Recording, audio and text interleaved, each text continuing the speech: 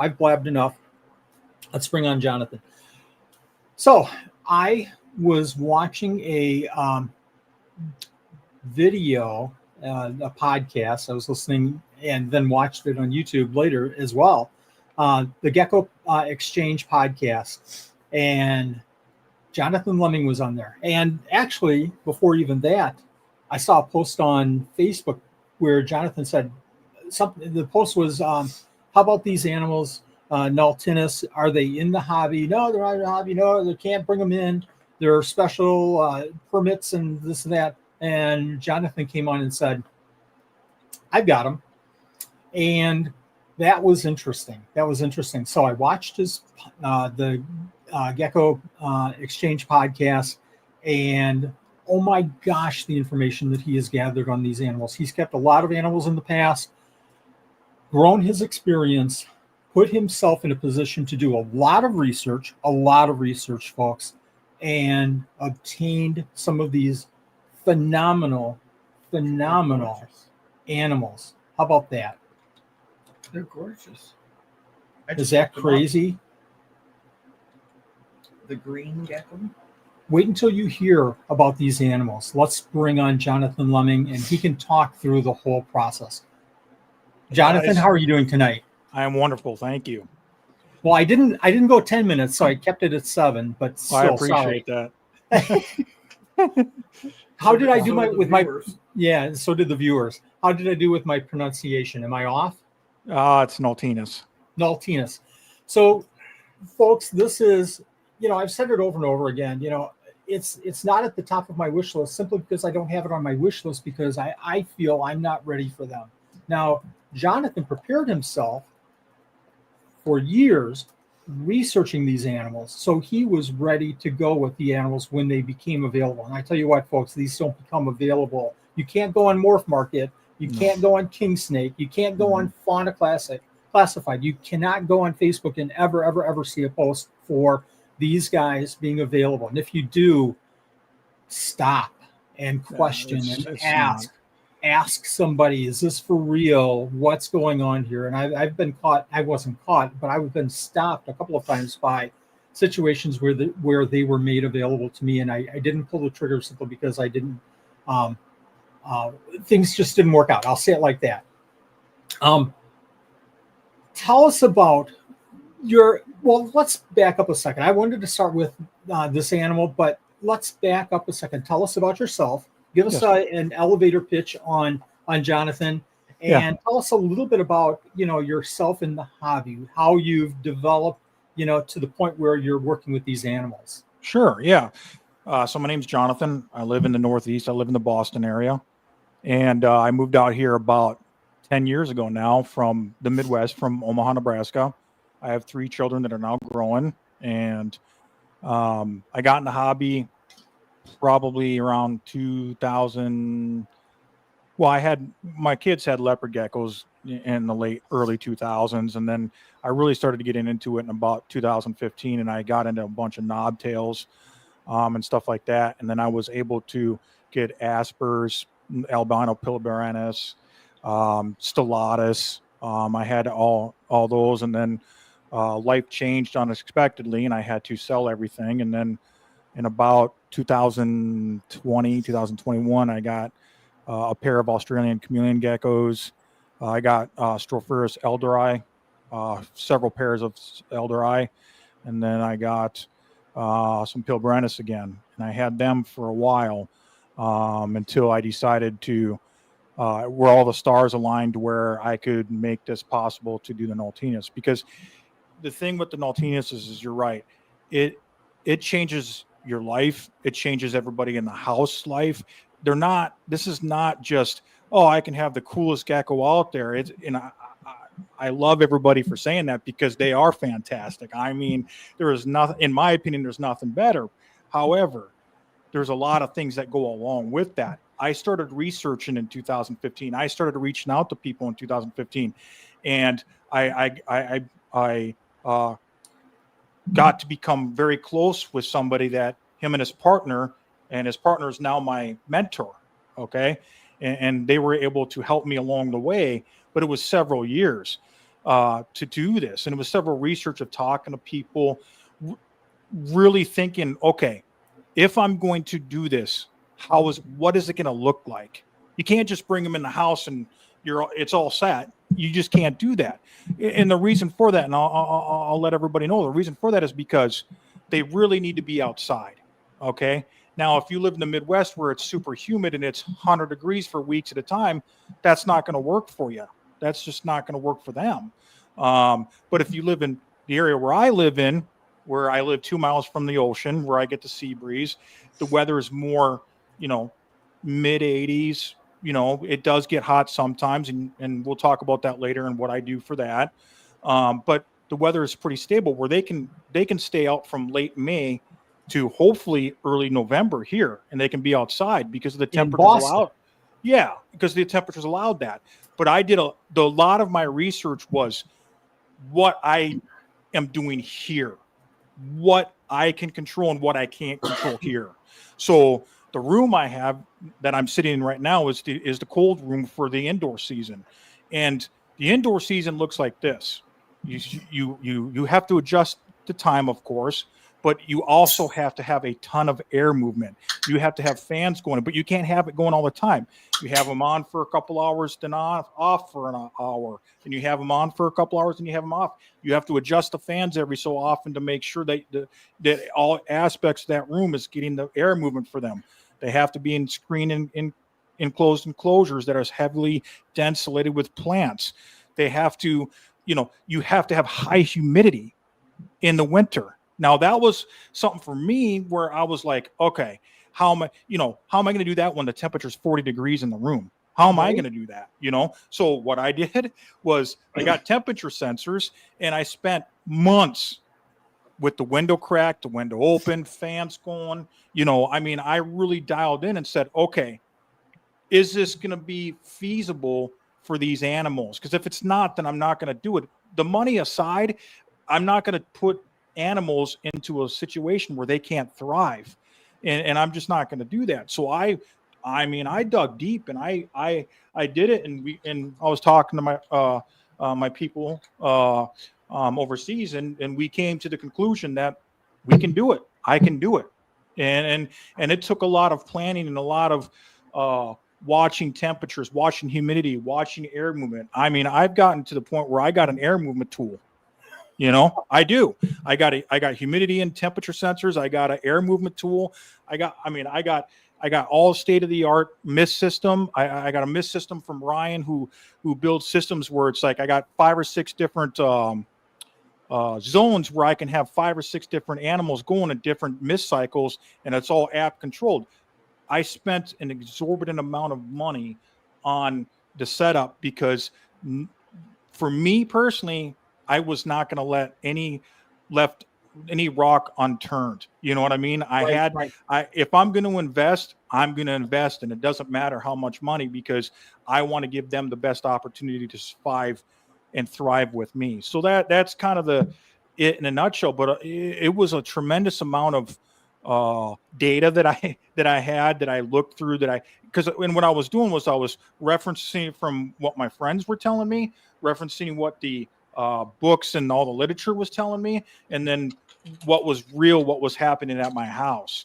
And so when I got to that point, I decided to sell my whole collection because I couldn't justify having my collection along with these guys because I couldn't give them both the perfect situation. So that's ultimately what I did, and it's worked out well. I got to tell you, I'm actually kind of impressed with myself, just because it's a tremendous amount of dedication, and listen, it's a tremendous amount of dedication for my wife to be, because I'm constantly in the room, I'm constantly looking, I'm constantly researching, and that takes time away from her because.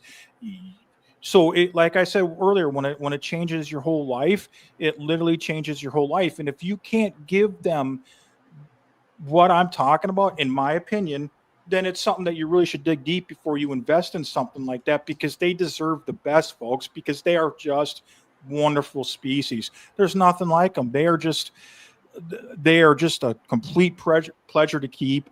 They all have little personalities. I know what each one. I know when someone's not eating, if I have to go in there and tongue feed with the waxworm just to get it going again. I know who eats the flies and who kind of shies away from flies, and and stuff like that. So I watch my animals religiously. I've been, and while I'll show you guys later what my outdoor enclosure looks like, it's filled with plants. It's filled. But you know what? Old Johnny's out there digging through there trying to see if they can find them, just because I need to see them, make sure that they're okay. And it was almost 98 degrees here today, and I had the mist system running pretty much all day long, on and off all day long.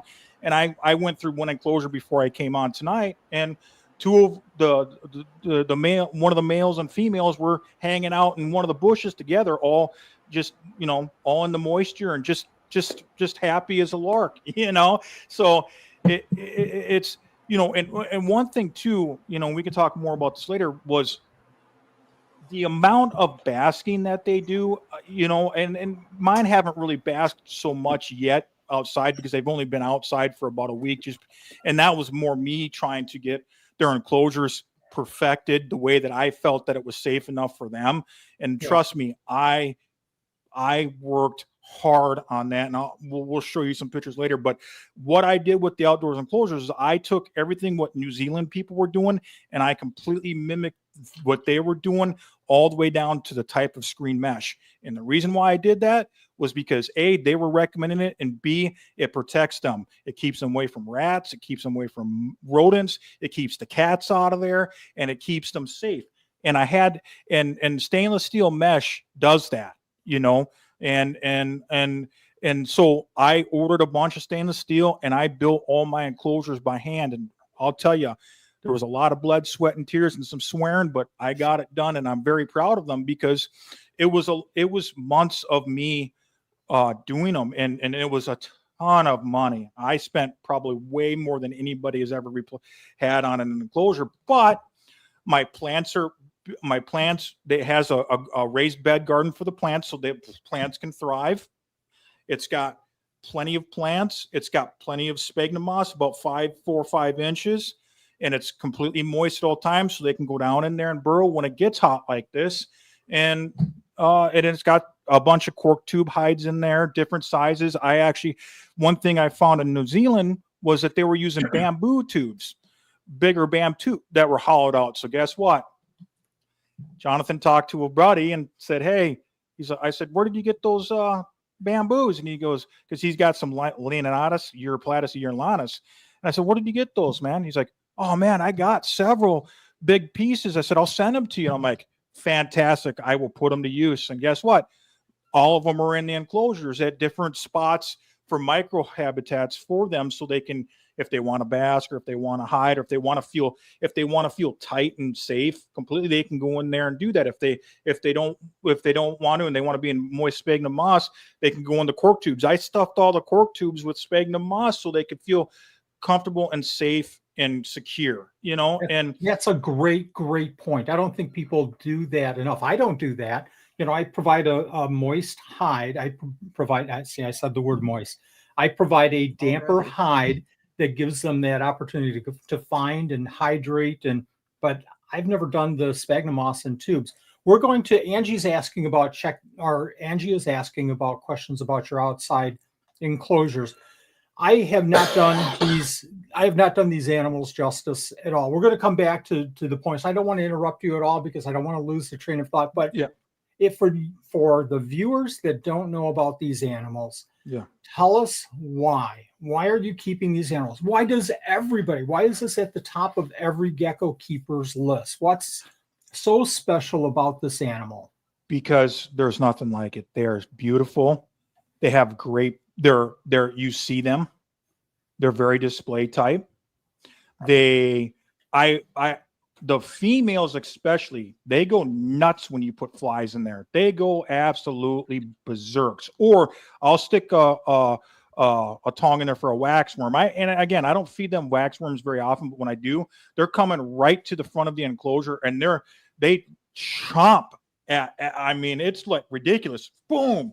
And I'm like, this is crazy. This is out of control, but they love it. And that's how they, you know, and it's just the beauty of them. I love the fact that they're out. I love the fact that they are just unique, so unique. And what I love the fact is that they're live bearing, and we can talk a little bit more about that later. Yes. But yes. you know, we can get into that a little bit later. But what really intrigues me about them is their movements, the way that they just move and thrive and sit and feed, and just they're just what's the biggest thing that now that I have them is when they're all in their bushes, and now that I come in the room, well, when it was cold time, when we were inside, they would just raise up, look at me, make sure I'm not an intruder or anything like that, and then they would sink back down. I mean, honestly, there is nothing like that I've ever witnessed. Now, I've never had a collection quite like you or some of the other folks, but you know, I just fell in love with them just because of those things, and you know what, I will always have them until I'm no longer here. You know, but you say that my collection is all. Every one of my geckos is a morning gecko compared to what you're doing right now. This is so out of the world, folks. I'm going to continue that thought about these amazing animals in that they're not available. They're not available in the hobby. This is rare. This is rare air that we're talking right here. That's one factor. Number two, they are very, very expensive, and we're not going to talk about price here at all. But right. You know, I'm going to throw it out there that, you know, it could be one animal or a new car. So yes. Make your, you know, just your thoughts there. So years ago, what started me on the, oh my gosh, this is the coolest animal in the whole world, is seeing a video. And I wish I probably should have downloaded it, but I might have got into some issues with using other people's videos because it was such short notice. I didn't have time to ask. But like you said, their movements, I would relate them. You know, look at their colors. You can relate them to chameleons. Look at their tongues, the purple tongues. You can relate that not to obviously the chameleon. Boy, that looks like 3D there with that. But you can also talk about their movements, and their movements aren't exactly like a chameleon, but they're very, very close. They're that very deliberate, yes. shaky with the yes. wind kind of movement. I mean, so many factors. And again, we'll talk about this later, but then on top of all of that, they're flipping live bearers. Yes. How many geckos are live bearers? Not that many. Not very many. Not that many at all. Yeah, and that, you know, and you know, I don't want to get into the monetary stuff at all, hardly, but I'm gonna say this is that this is a lifelong dream species to have. They're not you're going to turn and burn and make your money back, because you won't, folks. No. They get 1 or 2 babies a season, and that's if you get blessed. Okay. It's not a guarantee. And that's if you've done everything right under every conditions, and you know, the stars are lining for you, you know, and it's never been a monetary value thing for me or wanting to get my money back. It's because I love them so much, and now that I have them, I love them even more, to the point where even if I have babies and if I'm blessed with that, I will never sell to the public. Okay, I just won't. So I won't. The Henry Dorley Zoo, where I'm from, Omaha, Nebraska. My kids used to love to go to that zoo for years and years and years. That zoo holds dearly to me. I know some people there. They get first dibs. And if they want them, there'll be some stipulations in place that if I get them back, or if they get sick, I get to fly out there and I get to check them out and see what's going on. And Wow. 2, my children will get precedence if I decide to let anybody ever go. I don't plan on it, but if my kids want to get involved, 100%, you know, because they're my children. But after that, I don't need to sell them. I don't want to sell them. And I love them too much. So, you know, that's me personally. Now there's other people that could, but again, they are not going to turn and burn. And that was never in my deciding factor in my decision, because I knew that I did enough research where I knew that this was an investment. It was a lifelong investment, and it was an investment just to have and keep and learn and grow and watch something as beautiful as them thrive in your environment and see what you could do. And if I get blessed enough to have some babies, it will be one of the most happiest times of my life besides when my kids were born. The short time that I've known you, I can honestly say, and hopefully people by this point understand that, I come from the heart and I come from the passion of this hobby. I can 100% say that is exactly, there is no other intention other than working with these animals and doing the best job that you possibly can. And if, you do the very best job that you can, and you are blessed with a couple of babies, the next year or whatever. And I think you have to, put your left hand in, your left hand out, your right foot in, and your right. And you have to, I think, sacrifice a goat at the beginning of the breeding season.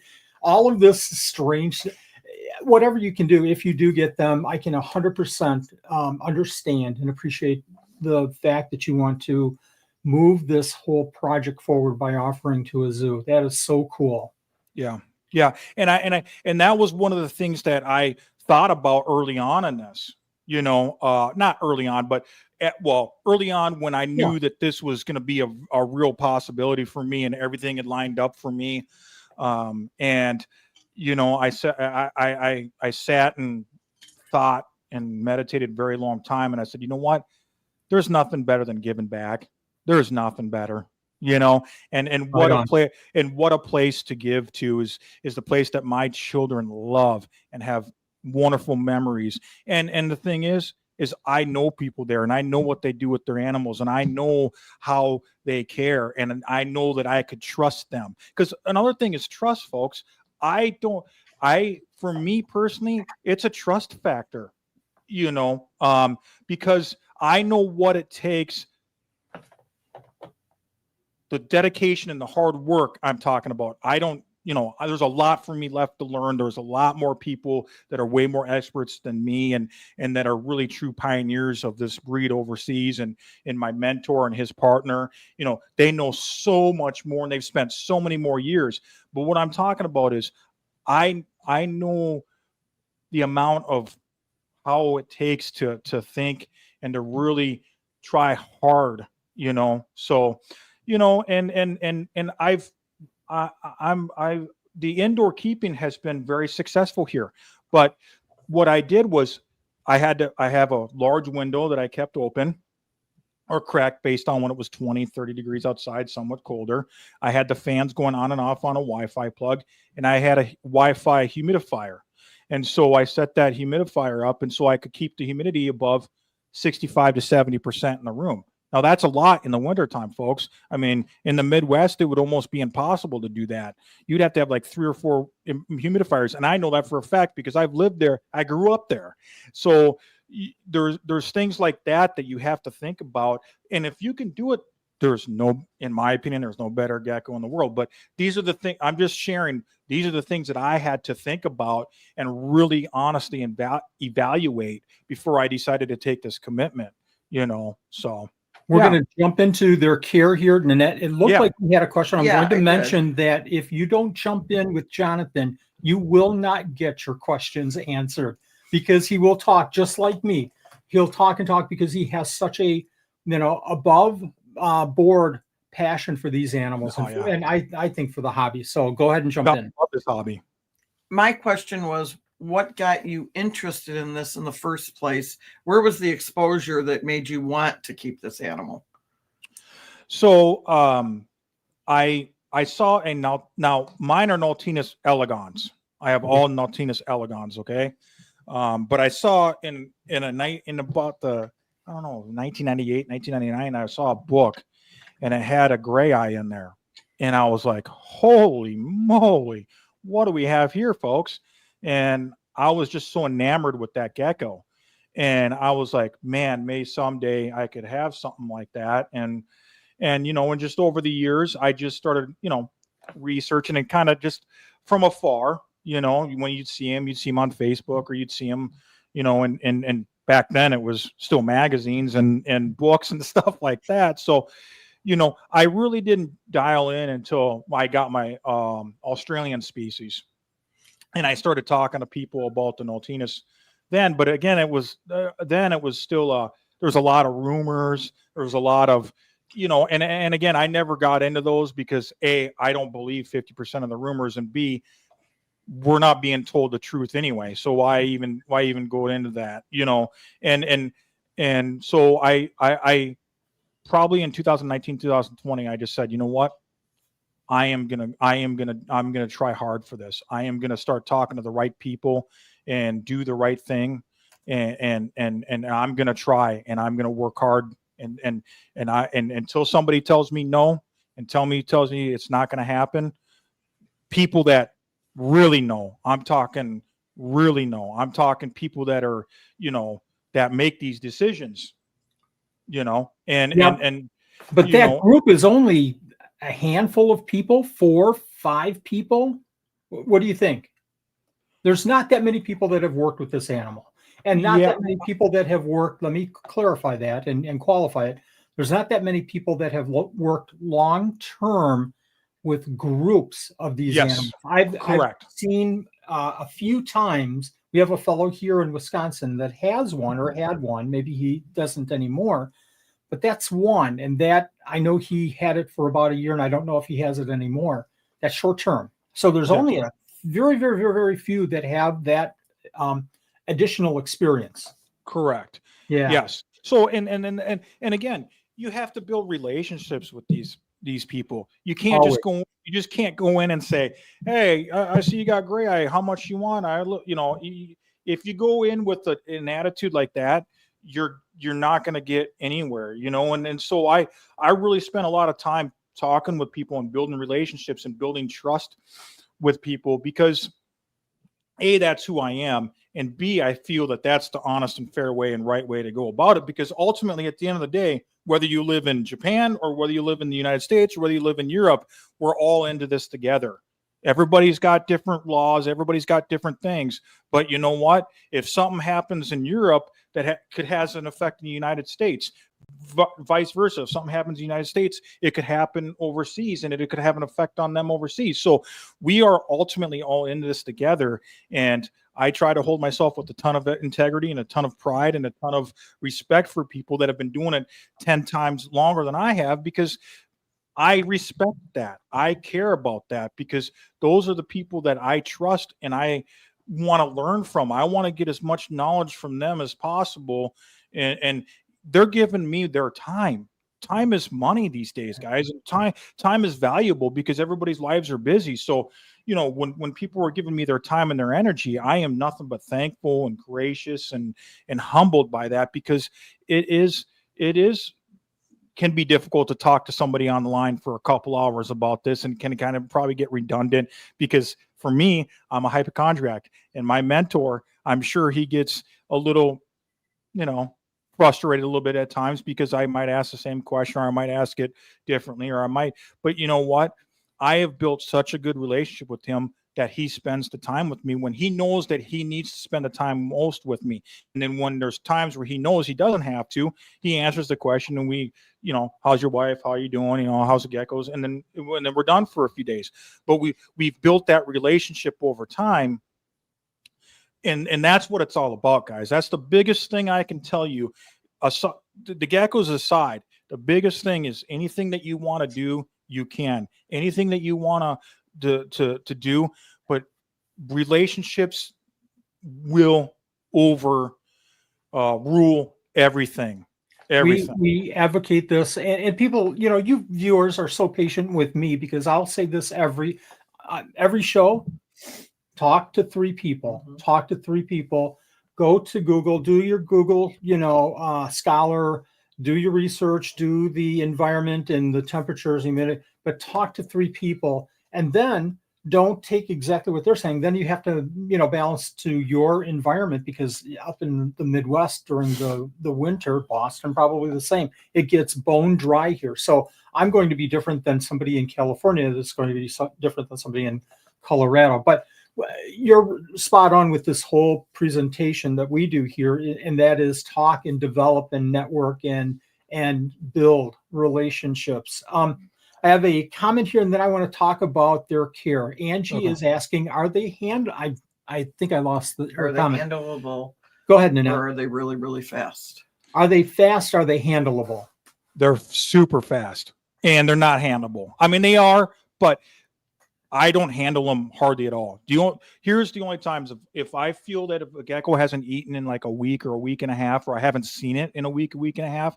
And trust me, there's been times like that, and especially indoors. And I literally dismantled a whole enclosure to find a female because I hadn't seen her in a week. And I had to dig through the sphagnum moss. And you know what? I found her in the corner, chilling, no problem, living the dream, looked healthy as a clam. I was like, this is beautiful. So of course I had to ask my mentor, but when I took them outside, I got a tall shoebox tub, and then I tried to coax them in there, had it in the enclosure, just because they're so quick and fast, and I don't want them to drop a tail, or I don't want them to their skin is extremely soft and sensitive. So I don't want to tear their skin. Now, sometimes my wife, to be Kim, she's very good with them. And when I need to do a health inspection and I need to get some excess shed off, which is very, very rare because I have high humidity, but she'll go in and grab one of them, and she'll have them in his hand, and just giving them a little light touch like this, and it calms down. But overall, I really don't like handling them because they're quick. I mean, they are very quick, and that's one thing that scares me, especially outside now, because when I open the enclosure doors, I'm always looking before, because I don't want one to jump out at me, because if they do, it's over. It's completely over. And so, are they day gecko fast? Is that what you're saying? I wouldn't say they're day gecko fast, but Okay. they're pretty close. Okay. I mean, so great question though. Great question. Yeah, really good questions. And JP, one thing I wanted to say, yeah, what you were referring to earlier is this, guys. This is what I have found that works for me. Different parts of the country, different parts of the areas. I've taken what my mentor and the books and other people I've spoken with, and you can see I'm not trying to plug my podcast right now, but I've talked to a couple other Naultinus people on there, and they will go more in depth than that. But this is what works for me, and this is what I have found that works for me through trial. I'm going to say trial and error, but through small tweaks and through watching things. I constantly watch everything. I am like lasered in all the time. So just stress that. Just, I don't want everybody to think, oh, the book says this. Yes, it does. And you know what? The person that wrote that book is the most experienced person I've ever heard and ever met and ever talked to in the world. However, it's a little bit different here. It's a little bit different in the Northeast than there. So I took everything that I compilated everything together, got a base, and then I worked off the base. But this was all on handbook. Yes. I hand wrote all this stuff on a notebook. I constantly keep track of stuff on notebooks, or now I have some apps that keeps track for me, but I'm constantly going back and looking at it. So those are the things, not notebooks. So those are the things that I have done in order to make sure that I'm doing the best that I can, not the best that anybody can do, but the best that I can do, the best that I can give my animals. So, and everybody needs to dial in, whether you're keeping morning geckos. I keep hitting on morning geckos, or crusteds, or a period, or a picta, or whatever. You have to listen. You have to do your research, and then you have to turn that dial slightly to the left or slightly to the right. Correct. While Frank, I'm going to Frank the Tank. I'm going to ask you to post and please share your YouTube, share whatever information you want to, Jonathan. But Frank, can you post in the chat his YouTube channel, The Wicked Gecko? And while we do that, for everybody to see, can you answer JP's question here? Are they shy, or do they prefer to bite? They're naturally shy, but they will, if you start going in and grabbing them, they turn their mouth around, they turn their whole body around, they open up that big blue mouth. They really like to they really like to be left alone for the most part, and you can get them and you can hold them for a minute or two and stuff like that. I'm not saying that you can't. I'm just saying what I prefer to do. And if I have to do it for a long time, if it's a shedding thing, I get Kim in here and she helps me, because ultimately she's so good with them. She loves all animals and she's just the best. When it comes to that, so I let her help me with that, just because I know that her hands are soft. She's really soft with them, and she's just really good with them, and better than I am, because I just freak out. I'm like, I just want that shed off there right now, and because I don't want it to bother them. I just want the quick fix where it's not going to be a quick fix. One question I did see, that since we were on the topic of apps, that Sally was asking what happens if my Wi-Fi crashes. Great question. Well, here's what I do with my Wi-Fi crashes. My Mist system has its own modem or own router. So if it crashes out, it goes to backup and it automatically works. So the power would be the situation with power would be the only situation, but then I can just hand mist, or and they're very adaptable. If like in the winter, it's got to be 40, for about 3 months they need to get to be about 40 degrees at night and about 55 during the day. So if my power goes out and I'm not going to have heat for a while, it really isn't going to be a problem. I'll just come in here and shut the window and turn the fans off until the power comes. Well, the fans will be off, but close the window and it would be fine, because even if it got to the upper 30s, I bet they'd be fine, but I doubt my house would ever get that cold unless it was like 30, 40 below out. And I've been living in Boston for 10 years and I've never seen it below 15 degrees here. So, but that was a great question too. But yeah, I thought about that and I had a fix for that. There's just things that you don't think about in everyday life when you have something this special, and there's still things that I probably haven't thought about that I probably need to, but I'm still learning, and it's a constant learn situation, so, but that's we're a great all question. learning like that. We all are learning. Every day I go downstairs and I feel like I'm learning something different every day. Now this is my male here. Wow. Beautiful patterning. He's a gorgeous gecko. He loves to sit at the top of the enclosure, on top of the plants, hide behind a leaf, and just hang. And when it starts misting, he just hangs there, lets it mist all over him, and then he starts licking it, and then he hangs. And he'll roam the enclosure some, but he has his favorite spot. So I tend to put when I feed Rapashi mixed food, I tend to put it up close to that so he can get some of that, and he does. And he's one of, well, I don't want to jump too far ahead. But he's one of the few that actually eats the mixed food. I use a Rapashi mango. I use Rapashi pineapple, both recommended by my mentor. I use Pangea, watermelon and Pangea figs and fruit, and I use the grubs and fruit of Rapashi. And what I've found is that the fig and fruit from Pangea is a hit, and the mango one is a hit. Everything else, I don't see any action. So, and I was going to ask, perfect timing, JP. Talk about how many you have, if you don't mind.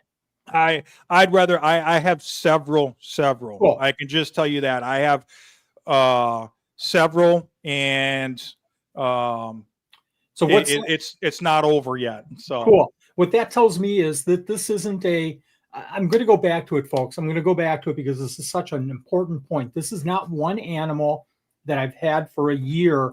So now I'm going to talk about these amazing animals. This is multiple, having them for over 1 or 2 or 3 seasons. This is experience that, again, is such a rare thing in this hobby for Naultinus. Just incredible. Yeah, it's I'm very happy with the group that I have, and I would love to grow that group. So the manuka trees, you want? Was that you were going to ask me, Wally? Let's go with that. Okay, folks. I've spent hundreds and almost thousands of dollars on manuka trees, and I can't keep them alive.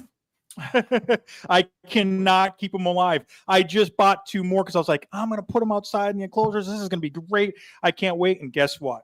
I killed them because they are so finicky. They are so darn finicky. I screwed up the 4 or 5 that I had before, and I overwatered them, and they just died. These 2 that I had here, I'm like, I'm gonna get a gauge. I'm gonna be just fine. I'm gonna really watch it. I'm gonna be perfect. I'm gonna keep them growing. Yeah, I overwatered them again. And is that what this is, or is this? It looks like this is a Benjamin ficus. Nope. This is a plant from New Zealand. Okay. It's called the Pittosporum tinfinilum. Okay. And I actually ordered those from California, and the place that I got them from. Listen, I did as much research on plants as the geckos themselves, guys. And I've spent thousands of dollars on plants that didn't make it. And Kim was laughing at me the other day because I took all my plants out of the room, and I have about 8 to 10 plants outside that were indoors in their enclosures at one time that I'm bringing back. Because what happens, guys, is the plants aren't the outdoor plants are not happy inside over the winter. They're just not. It gets cold, and they're not. And if you keep them alive, fantastic. And I did. I was able to keep 8 alive, and they're now outside. And I water them every night now because it's been so hot here.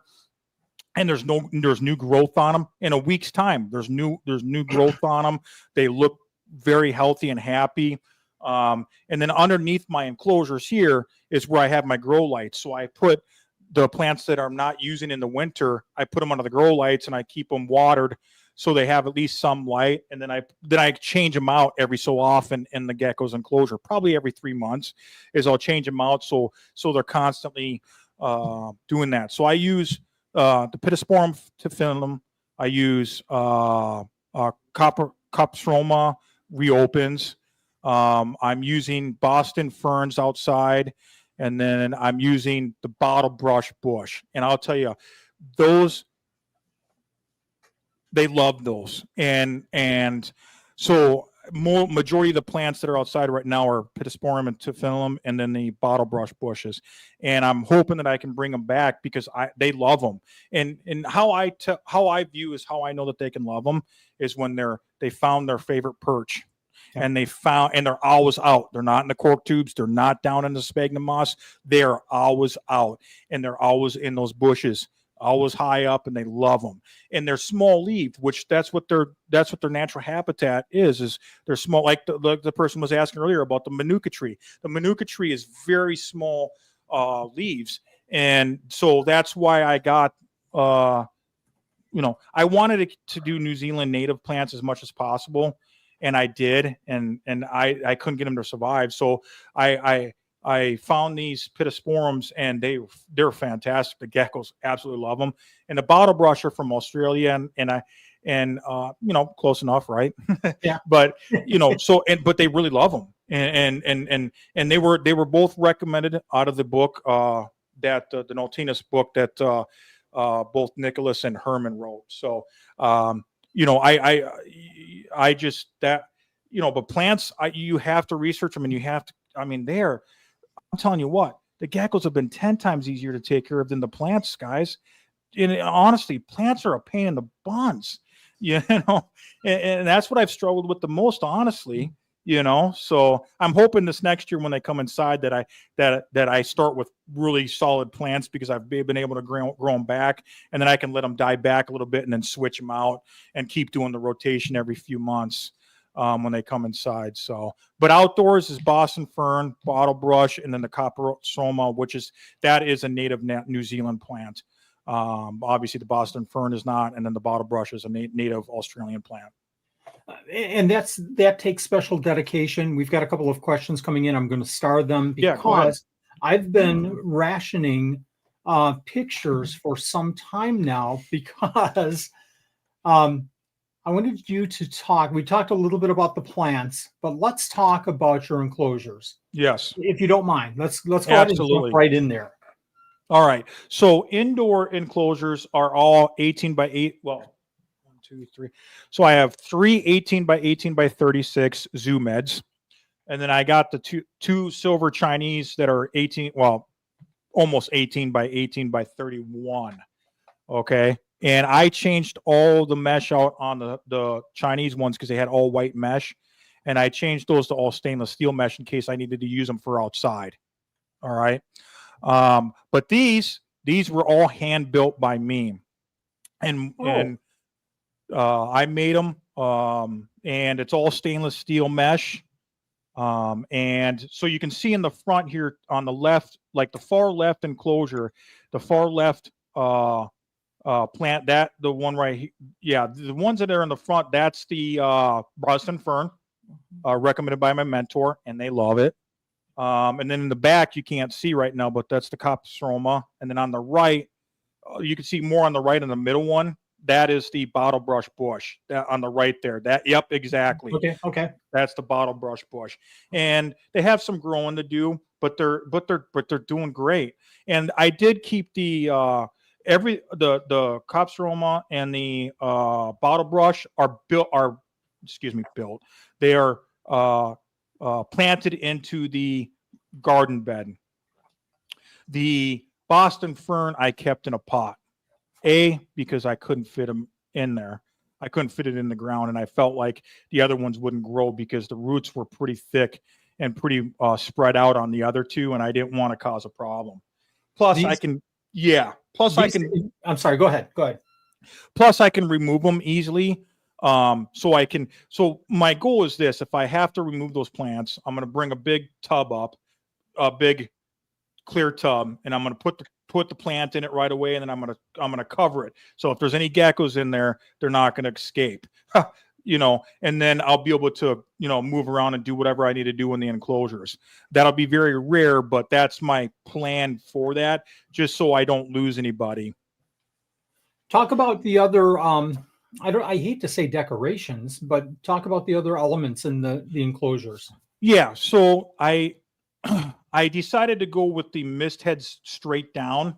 Okay. On this versus straight back, like the majority of everybody does. I decided to do that, and I don't know if I'm kicking myself yet on that. The jury's still out on that. Although my Ryan, my mist guy, is going to send me different heads. These spray at a very fine, and they're fantastic for indoor keeping. They're fantastic because they don't get water all over the place like the Mist Kings. Nothing against Mist King, but their heads really, spray and really, his heads, about a minute is about 15 seconds of a Mist King. So does that make sense? Yeah, it absolutely does. A very fine mist. So I got the mist heads. I got 3. 1 in back, and then the 2 in each front and each enclosure. And then I have 2 perches for them close to the top. They're still away from the top because I didn't want to. They could have been closer, but I'm just in case something tries to get in there or something like that. There's still some space for them to get away. But it is stainless steel on top, and it's actually stainless steel mesh that's 8 mesh. So it's a little bit thicker and a little bit. The aperture diameter of the holes is a little bit bigger than the front. The front is a fine 16 mesh, and it's all stainless steel. Okay. Why the difference?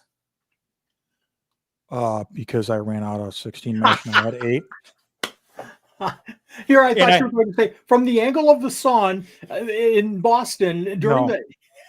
No, what I learned that's me doing it too. What I learned was 8 mesh and 16 mesh emit the same amount of sun UVB.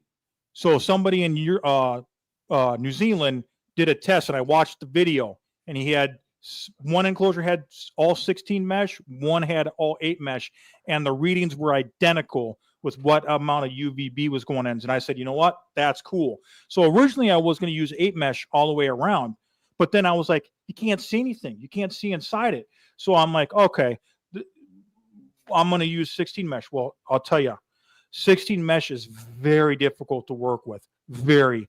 And I made so many mistakes that I had to bust out the 8 mesh, and all the back of the back of the enclosures is all 8 mesh, and the top is 8 mesh, and then the front, the doors, and the sides are all 16 mesh for visibility. You can see, pretty good. It's still, yeah. And so what I had to do, I mean, we won't talk a little bit too much because it'll take away time, but You're fine. I used 16th thin 3/4 inch aluminum strips, and I had to I bought a Milwaukee powered rivet gun. Okay, because there's no way that I was going to rivet this by hand. It would have taken me forever. It still took me forever to build them, but it would have took me 10 times longer.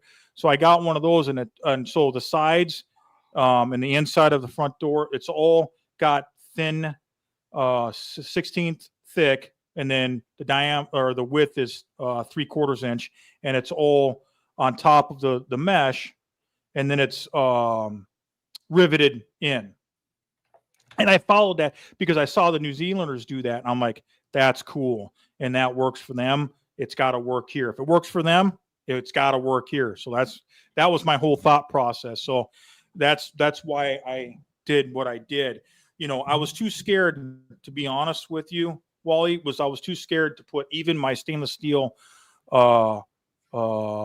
Chinese ones out. Even when I changed the mesh, I was too scared. And I'm like, I'm going to have to build my own because I'm just too scared.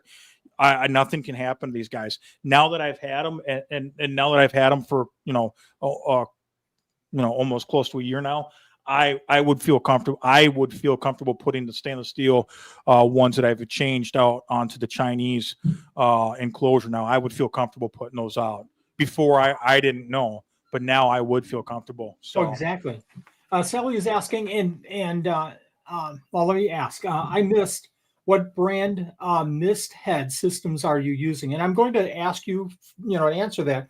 But if you can send me any links after the show, I can put them into the video description that everybody should be checking after the show, anyways, for your links. I can put them down there for reference as well. Okay, if you don't mind. Yeah, no problem. Ryan build my mist system, and he builds mist systems for all over the country. Okay. He's perfected it.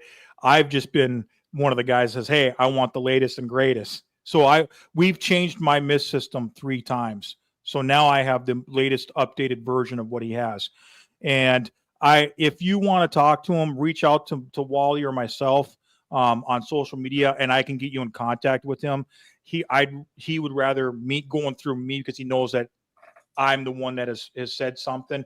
But I will tell you, his customer service. Listen, I look for several things when I am doing business with anything in my life. Value, honesty, and customer service, and then price. Yep. And Ryan, yeah. It's expensive, but I will tell you this: his customer service, there is nothing like that. When I got these guys, when we knew that these guys were coming in, I didn't have enough mist heads. Hey, Ryan, I don't have enough mist heads. I got to get these things here tomorrow because they're coming the following day. Goes down to FedEx, throws the things in the thing, says, Jonathan, it's $10 or $20 to ship them. I said, fine, I'll Venmo you the money. Just do it. So he sent them. It was here the next day. You don't get customers like that. If I have a text and say, dude, something's going on, I'm not seeing this, I'm not seeing that, he's always answering me. But that's because I built the relationship with him and I have trust in him and he has trust in me that, obviously I'm going to pay him, and we've built that relationship over, I had his mist systems for years. This is nothing new, but it's got different zones. Mine can go up to 5 or 6 different zones, and that'd be good for people that have bigger collections that you can't always mist on the same thing, like Mist King, or you have to buy 2 or 3 Mist Kings. This one is all app controlled. You can set it up to where you can have it for 1 second, I ran mine today for 10 minutes for several settings because it was so darn hot out and I wanted to make sure that they stayed cool. So there's so much variety of things that you can do, and it's all on your phone, so you don't have to be worried about it. And it doesn't, and to Sally's point earlier, and it's got its own router, so you know, as long as you don't lose power, it'll still work. And that's what's great about it. I tell you, everything is advancing so quickly, I can't keep up anymore. But absolutely, we'll put that link in the comments, or you can contact Jonathan from his Facebook. Contact me. Yep. That would be cool. Let's, looking at these enclosures, we talked about the plants. Talk a little bit about some of these other pieces in here. You were talking about this hollow cork. Is that cork bark or no? The one that your pointer's right next to, and the one right above that, kind of up in the right there, kind of up. Not that. That's cork tube. There to the left. Those are hollowed out bamboo tubes. And again, I found that on New Zealand page, and they're using them over there. And the geckos seem to really like them. But what I did was I followed exactly what they do over there. If you scroll down just a minute, Wally, see these white bands? Yep. What that is, those are zip ties, folks. And I zip tie them so if they split, the gecko's not going to get hurt. Okay, because what can happen is if they split, the gecko can catch its tail in it, lose his tail, lose a fingernail, lose a hand, and again, I saw that and I was like, wow, that's awesome. I'm going to follow exactly that because I don't want my animals hurt. So I'm going to explain what you're saying because some people might not be getting it, but because I've seen it happen here, what Jonathan is saying is when it splits, he's not saying that it completely opens up and then the gecko can. What he's saying is it splits and leaves a seam, a hole lengthwise through the bamboo. And what we found is the same exact thing that, an animal could get scared and it could try to climb out of that. Yes. What a great idea. Brilliant. Yeah. Brilliant. Well done. Yeah. Genius. It is. And I was looking at that and I saw a post where somebody had are giving away free cork tube or not cork tubes, bamboos, and they all had these things on it. I'm like, that's interesting. So of course I have to know. So I started researching more and I found a thread where it said, hey, be careful. The woman's post was, hey, be careful with your bamboo because if it splits, your gecko could lose a tail or a hand. And it happened. I walked into a disaster tonight where one of her gecko's tail got caught in it and it lost its tail and it got really hurt. Just because it dropped the tail, it was still really hurt, So I was like, oh, I'm I'm incorporating bamboo, and B, I'm doing it exactly like that because it makes 100% sense for me. And anything to keep the gecko safe, I'm doing. So yeah, so we got that. And then if you scroll up top, I think you can kind of see it. Okay, right next to this bamboo, you can't really see it, but to the right of it, there is a cork tube. And going, not that one. It's actually right behind it, and it's going sideways. Okay, and I've put a bunch of sphagnum moss in there so they can be. I filled it with sphagnum moss on one end of it. And then I put some inside of it too, so they can be comfortable in there as well. And I did that in all three enclosures on a couple different cork tubes. The bamboo tubes I left hollow, because they're already tight, and can get in and out of them. They're big enough for them to get in and out of them. They're not going to get swallowed in them. But I didn't want to add any more sphagnum moss for them. So. Got a real quick question. Can they regenerate their tails if yes. If they lose them? Yeah. Okay. Yes, but they're, again, like every single gecko out there, they're not as beautiful. They're not as they're not the same.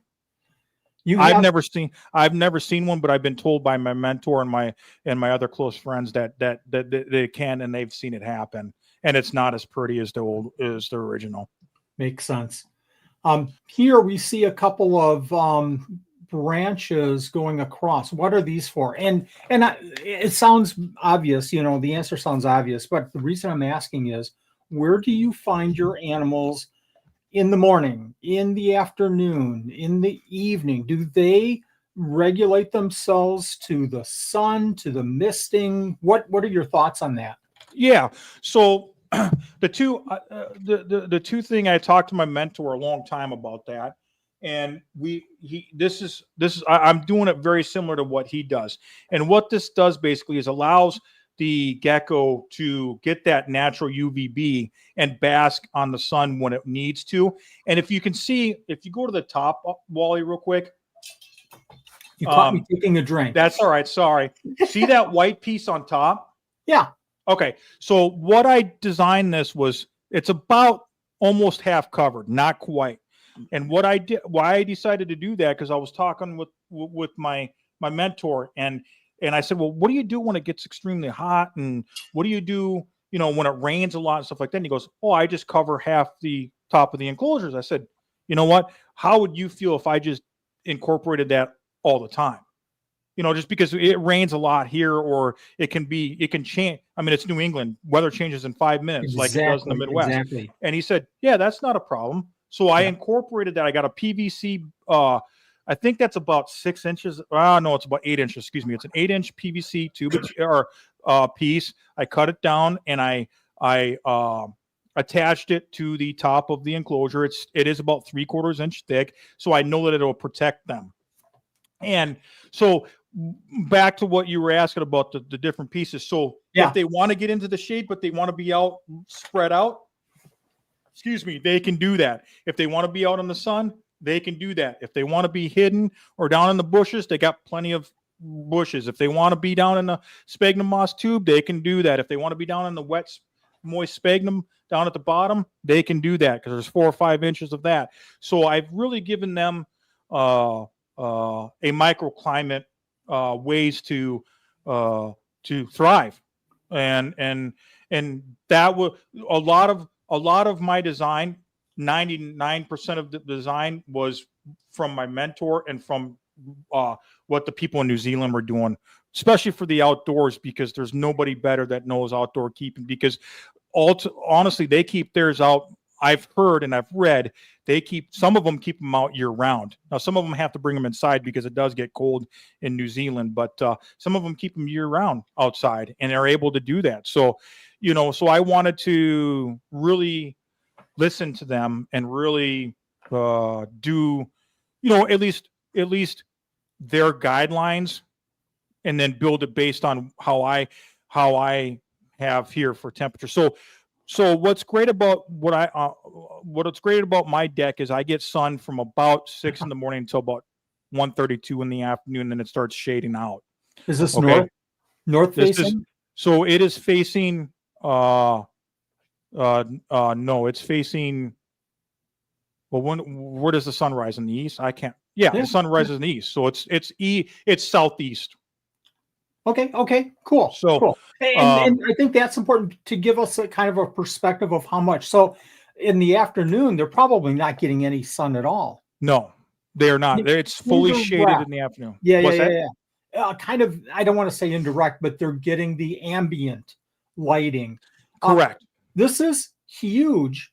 And, again, if I preach two things, it's talk to several people and develop your networks and ask questions. The other thing that I preach is I can give a crap, excuse my language, about enrichment. And I am so tired of hearing the word enrichment for reptiles. That's good. We don't want to keep our hopefully we can move forward from keeping leopard geckos in shoe boxes with nothing else in them. But way more important is exactly what you talked about, and that's microclimates. And gosh, if we can replace enrichment with give these animals a choice of where they want to go, we will win the game with these animals. And I'm so glad you brought that up. So looking at this, I'm going to see if I can jump in here again.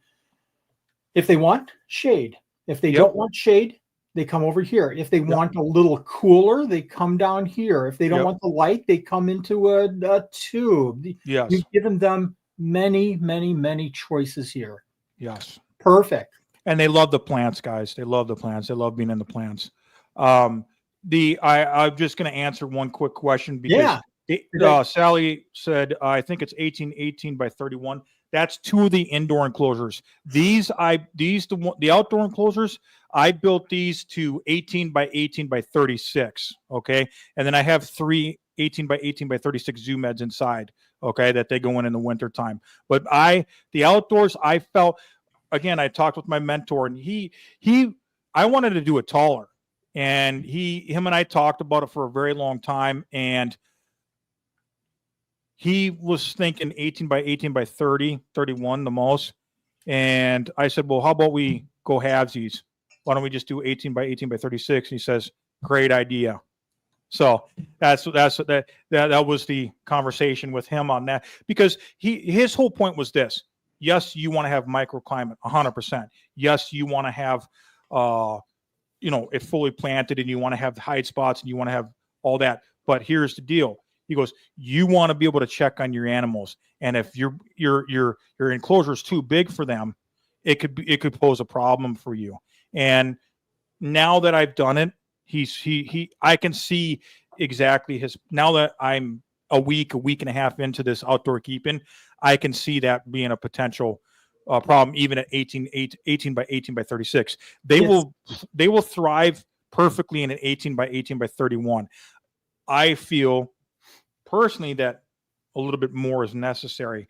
I know that there's other breeders that feel the same way, but I also know other breeders and other friends that overseas that have them in smaller enclosures. It's balancing what it's the balance effect, guys. I mean, somebody could say, oh, that's way too big. You don't know what you're doing. Well, I'm learning as we go on here, folks. I took bases, and I'm just trying to do the best that I can for my animals, and just give you guys the information that what I've seen with my animals, because that's all I know, and all I know is what I know of what my animals do here.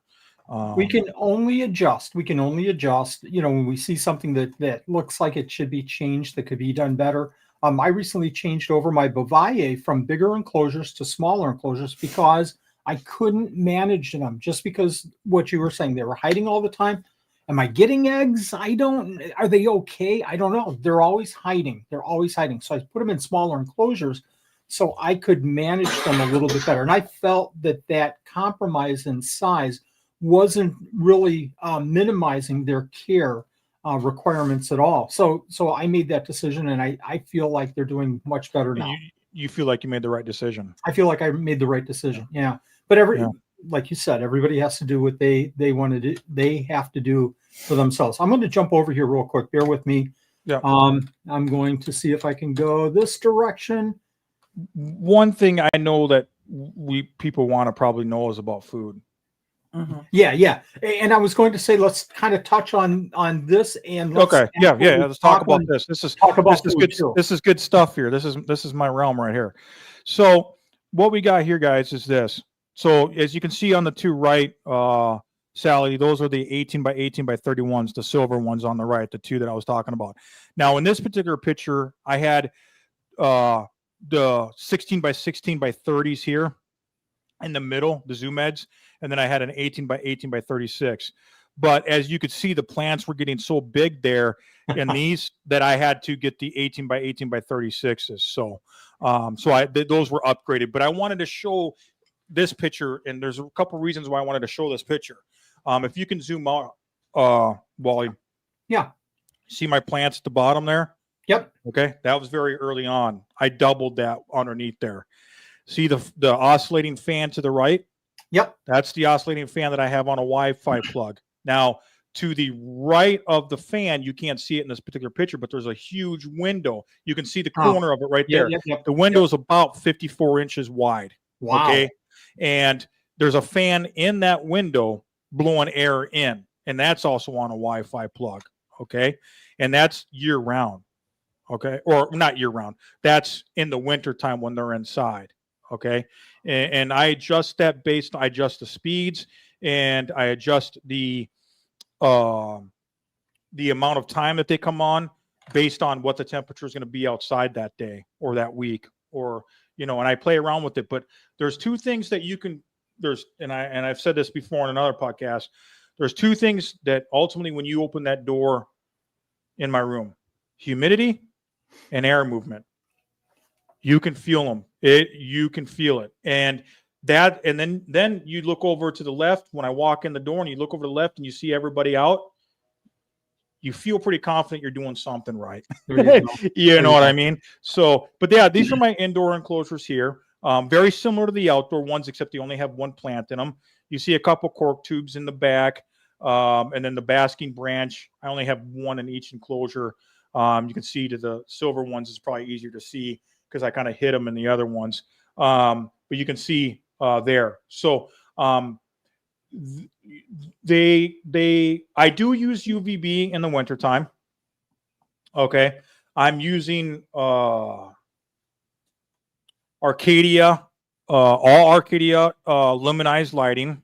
Okay. I'm using 6% forest bulbs, and they're on for about 4 hours a day. Same with the heat bulbs. The heat bulbs are very small. They're 50-watt Arcadia halogen bulbs, and they're on the same time that they are on with the UVB, and they're only on for about 4 to 5 hours a day, depending on temperature outside. I'm going to stop you again. You just hit on a very key point that I have been sharing for years and years and years. A lot of people will turn on their UV early in the morning with their regular lights, and they'll turn their UV off when their regular lights go off. I don't understand that because, animals aren't going to be 24/7. And even if they have light, I shouldn't say 24/7, but 8 hours, 10 hours, 12 hours a day, even if they do have that availability of UV lighting, and I've talked to many, many people about this, even if they have that availability, when you look at day geckos in the wild, they're not going to be sitting in the sun, 8 hours. They're going to be on the shady side of the tree, and they'll bounce over to the sunny side and sit there for 5 or 10 minutes. They'll warm up, they're getting benefit of warmth, but they're also getting the benefit of the UV, and then they'll jump right back to the shady side. Yeah. So I'm so in tune with this, right? Yeah, let's talk about that for a minute. So what I do is this: my luminizer all set to do a dawn and dusk cycle. Okay, so I really try to mimic the daytime light amp up. So yes, the sun can be out at 6 o'clock in the morning, but is it at the full capacity at 6 o'clock in the morning? No. So that's why when the lights get to about 80, 90%, 100%, the LEDs, then that's when my UVB comes on and my heat bulb. And then when it's getting ready to be about time to start down for the day's about to end, the light will go off an hour or two before that happens. So it emulates as much as you can. I mean, it's very artificial, but what I can tell you is this: I can see it in my geckos. My geckos do bask inside in the winter time. They do. Now, it's not directly under it. It might be in the bush, but I can see them underneath the UVB bulb. I can see them underneath the heat bulb at times, and I can see them moving based on what they feel that they need for that day. And I'll tell you, it gets cold. I mean, I didn't get it as cold as because they were not breedable age. So I kind of did a soft cool last year. I got them down to 50, 52 degrees. But I'll tell you, folks, that was still darn cold. That was still darn cold in here. So, and you know what? They were perfect. They were great.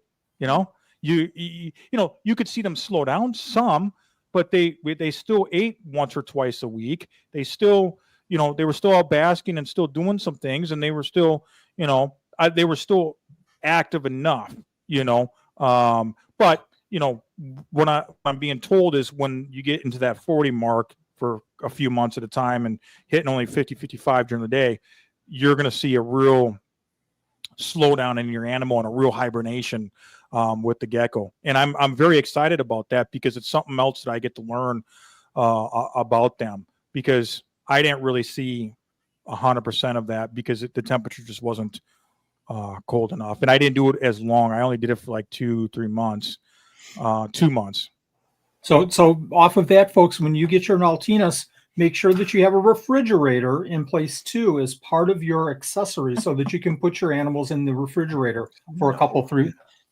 Yeah, you don't want to do that. No, seriously though, I have not gotten into Australian leaf tails simply from a comment that a friend of mine 15, 20 years ago made, that he cooled his down by putting them in his garage in Chicago in the No. wintertime on the floor No. to get them down into the high 40s, low 50s. And I couldn't bring myself No. for 3 months. What do you feed them? No, oh God, no, Wally, don't do that. Do you water? Yeah, I'll go in once every couple of weeks and make sure that the water is, and I leave them in there in 15 quart, shoe boxes. I'm like, oh my gosh, I couldn't do that. Mm-mm. So that's what kept me out of the Australian leaf tails. Yeah. It's a hard thing to It commit is. to, right? Yeah, and Oh. there was a question above there. I think Yeah. Matt was asking, Matthew. Yeah, humidity. The ideal humidity in the winter is 65 to 70%, and I'm only basing that off of what I've seen with my own animals and what the book says that Nicholas and Herman wrote.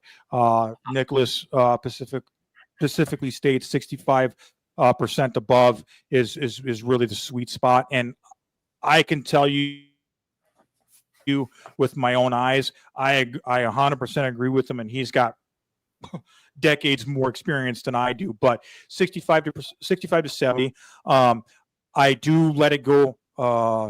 It does get as above as 80% in here in the winter, but the Wi-Fi humidifier is working overtime. And again, if you have a big room, guys, it would be another struggle, because my room is only 10 by 10. So I'm able to, and with a huge window, so I'm able to control that a lot more than somebody else might have, like a 12 by 12 room or a 12 by 14 room. It would, for me, I think I would struggle with that, trying to keep the humidity up. And you could run 2 or 3 humidifiers, but really at that point, are you really doing the animal justice? Are you really, or are you just trying to emulate just to have them? Because, and that's, again, that back to my original comments, that's one thing I looked at was, okay, I have a small space that I can use. What's going to work within that space? What's going to, what can I control and I can't control in that space? And that's, and there was months of working through that to it wasn't just overnight. I got one reading overnight and, hey, great, I can have Naultinus. I know I can. No, because I knew that one night wasn't going to make a difference. I went from early fall to winter time. And ultimately, at first, I thought I could keep the humidity up, but I ended up there, and you can see right in the middle of the room, that white thing. That's where I was going. Yep, that's my humidifier, guys. Gotcha. And it's hooked up to my Wi-Fi sensor. So basically, my Wi-Fi sensor is behind the enclosure, hanging on the wall. Okay. Behind the enclosures, behind the black and the silver one. Okay. It's behind there, and it's hanging on the wall, and that reads the humidity and the temperature in the room. So that humidifier is connected to that sensor. So, and I have it set on auto. So if I have it set for a minimum and I have it set for a maximum. So that machine is always going. And I'm telling you, it's going. And sometimes I have to fill it up once or twice a day. Okay. Oh, really? Oh, yeah. Wow. Yeah. Even I do. in a contained room like that, at that dimensions, we're not talking about a 30 by 40. Because I have the window open, Wally. Oh, okay.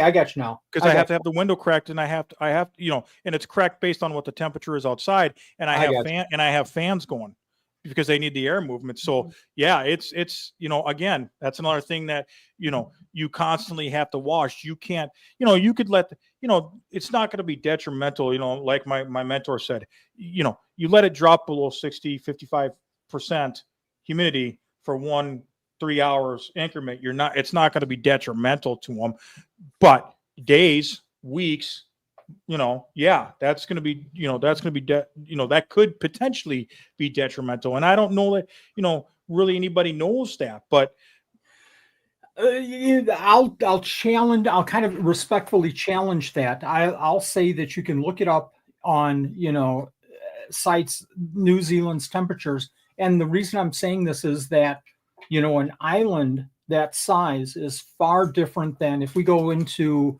I'm trying to think of a good example. And if we go into Saudi Arabia and we look at, some of the geckos there, Cenodactylus, we're going to find that the temperatures vary quite a bit during the day because, storms. But in New Zealand, I'm thinking that they're going to be very consistent all through the day. Not saying that a 3-hour drop of change is going to dramatically impact their health. I'm just saying that you're probably 1,000% right that they have a very consistent temperature and humidity range. Well, and that's one thing that I researched, Wally, when I looked at it. I did a lot of research on their weather, and what I found was the humidity was consistently above 65-70%, like Nicholas said. So it made sense to me once I read the book and I knew I'd researched the weather. It made complete sense. But, again, it's nature. Nature, I'm sure it drops below 65% over there. And I'm sure it gets warmer than the average high and low over there. But again, I don't know because I've never been there. And all I can do is go off of what I've read by what other people have said and what other people are saying. So, again, like you said, it's probably not going to be detrimental to your animals. But me personally, I like to keep it above that at all times because I only notice what I've seen with my animals when it is in that humidity range. I have zero shedding issues. I've had one female that, like I said, when Kim helped me, I had one that it got stuck a little bit, but I could have probably left it and it would have been fine, but I didn't want it to be a problem. So we took her out, but I haven't had any other shedding issues with my geckos. And that's one thing that concerned me about the outside, because the humidity does fluctuate quite a bit here. And that's another reason why I have my, the mist system and stuff like that. But, I believe that getting the natural UVB is more beneficial than if it stays above 70% humidity at all times. Now, and that's just my personal opinion based on what I've read and the people that I've talked to. Now, I could be completely wrong and I could get chastised for that, but I've only had mine out for a week and a half. So I can't really, comment on long term. I have seen a couple females out basking very short, but they have. But again, as the summer goes on, I will have more experience and more stories and more knowledge on that. But indoors, that's what I've seen with them. And the humidity has been high in my room. Like I said, two things you can feel is air movement and humidity in my room. That we've got a question right there on that. And I'll state that, you're talking about 1 week of being outside, but that also is based on a word that you've used several times, based on, that's a starting point, folks, based on is your experience from indoors, but I'll umbrella all of that by saying that you are doing a lot of observation. You're not working with a bazillion animals and you can't spend the time on any one individual. You're laser focused on these guys. So you're watching what's happening and you're making adjustments as you need to. So 100%. Yeah. And that again, that goes back to my conversation of when I had to get but that's when I made the decision to sell everything else because I knew from talking with everybody in the years of research that they needed my total attention when my wife didn't get it, and no, I'm serious. And they, in my opinion, again, somebody will probably chastise me over the internet. My opinion is they're only you keep them and that's it. Yeah. I just believe that. And I'm not saying that anybody couldn't take care of them. And I'm not saying that people couldn't do well with them. I'm not saying that. And they could. I'm not saying that. I'm just saying for me, my choice was they were only a one species here at the Jonathan house, just because because I wanted to learn. I wanted to embrace them. I wanted to immerse in the Naultinus. I wanted to know everything about them, not to be arrogant and to say, oh, I know everything. No, it was to be humble to be able to give my animals the best care possible and to have that knowledge so I could share with you folks and with others, because it's all about sharing at the end of the day. Oh, I mean, gosh, I don't have anything, there's some things that are off topic, but far as care, everything is on the topic, but I can only share what I know and what I've read and what I've learned from talking with my mentors and my friends and what I've in my own personal experiences. And I have no problem sharing about my own personal experiences because I love them, and I love watching them. So absolutely. And bitten by geckos, don't worry about the spelling. For me, it looks correct because I'm such a terrible speller. Horribly. So don't worry about it. So are they opposite of question. people and want it drafty? What's that? I have a question. Okay. They need air movement. However you get the air movement, they need air movement. Perfect. I talked to my mentor. I only had one fan going at a time. When I first got him, he says, Jonathan, where's your oscillating fan? I said, well, what are you talking about, oscillating fan? He goes, yeah, check it out. Put an oscillating fan in there, put it on a timer and see how that air movement improves. And I was like, in 3 hours, I was like, holy moly, this is great. This is way better than having one fan. And I thought I had plenty of air movement in there with the one fan in the window, and I thought I was doing a great job. But it has amplified, I feel, in watching my geckos. Call me a crazy, but I feel like it has amplified. And why I say that is because I see them out more, and you can see the slight movement in the plants. So I know that, and I got a tool that tells me what the air movement is, but I can see the slight movement, and it's not all the time because the fans do not blow towards the enclosures at all, folks, at all.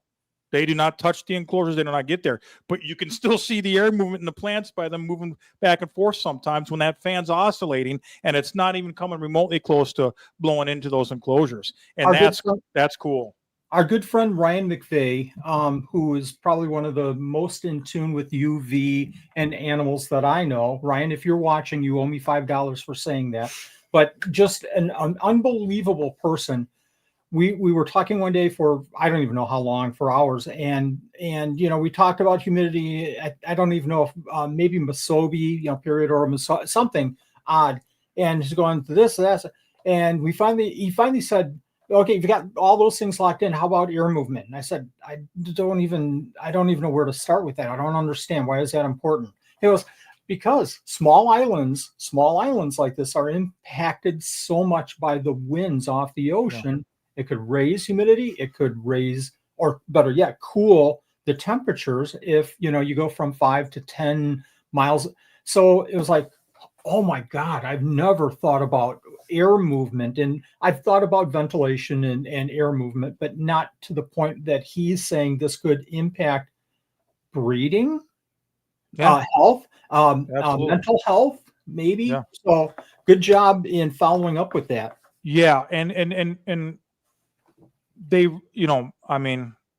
one thing is probably it's not going to be controversial, but I feel that they, with talking with everybody throughout the years, they have to be in screen enclosures. They have to be because of the air movement,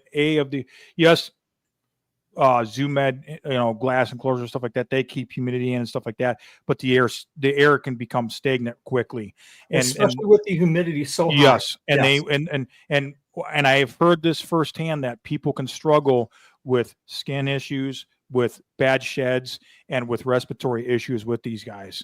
So with any gecko, so thinner skinned, yes. So that was really a non-negotiable for me. I mean, it was a non-negotiable for me. I wasn't going to use anything but a screen and enclosure, and I had a vision to build my own outdoors, and that's what ultimately I did. And I'll tell you, it was. That's one thing, again, not to plug, but I am going to be doing some outdoor stuff on my page, folks. So just to let you know, but yeah, so, we could talk about, I don't know if there's any other questions. One thing we have a couple more questions. Yep, go ahead. And then we want to get into a couple more topics if you still have time. But Angie has a question. But Angie, I'm going to make you wait for Nanette to ask her question. Go ahead, Nanette. My question was, how can you keep multiple females together or males with females? I mean, are they in groups or are they only pairs, or do you have to keep them separated? You literally Does that make sense? You literally rephrased Angie's question. Well, I didn't see That's Angie's okay. question. I'm kidding, both of you. Angie, No. love you so much. So I can answer it this way. Yep. I'm not asking how many you have. I'm just asking. No, I know that. So Yep. how you can group compatibility. Yep. So from talking with everybody, now Elegans is a little bit different than Gray Eye. Okay. Okay. And from what I've heard, and from the people that I trust the most, Gray Eye, they do not pair until their breeding age, which is about somewhere around 2.5, 3.5 years old on the Gray Eye. And then they'll pair them up and then they'll live in pairs. And sometimes you can have several females together with them. Now, in the Elegans, you can keep several females together with one male, and some might frown on it. Some, pair them up after the 2.5, 3 years, and then they're good. And then some will keep them together their whole time. And the Elegans, if they won't breed if they don't want to breed. Does that make sense? So whereas the Gray Eye is different from what I'm being told, is that they're a little bit more aggressiveness in there and wanting to breed quick, and you want to kind of lengthen that out to about 2.5, 3.5 years old, I believe, on those guys. But the Elegans, you can keep 3, 4 females with one male, and they're generally fine. But again, here's the deal: just because you can, just because you want to, that doesn't mean that you just throw them in there and you can't watch your animals. You have to watch them every day for several days throughout the days, because I had one situation where I had to remove one because I felt that there was an issue, and I had to put that particular gecko in it's by itself, and I was right. It started gaining weight again, and it started being out more, and it started to thrive again. So I was right in that case. Now, the situation was a little bit different, but I did that. But I did that because I felt before it gets any worse, or before it gets to a point where it's going to be dire, I want to see if I can thicken it back up, and getting it consistently eating again, and out more, because they're out majority of the time. They're out, especially when it comes to spring and the summertime. You can definitely see them up in the bushes and the plants and out basking and stuff like that. The wintertime, what I noticed here was that they were down in the sphagnum moss a lot. They were in the cork tubes a lot. They were really, away. They were really hidden away.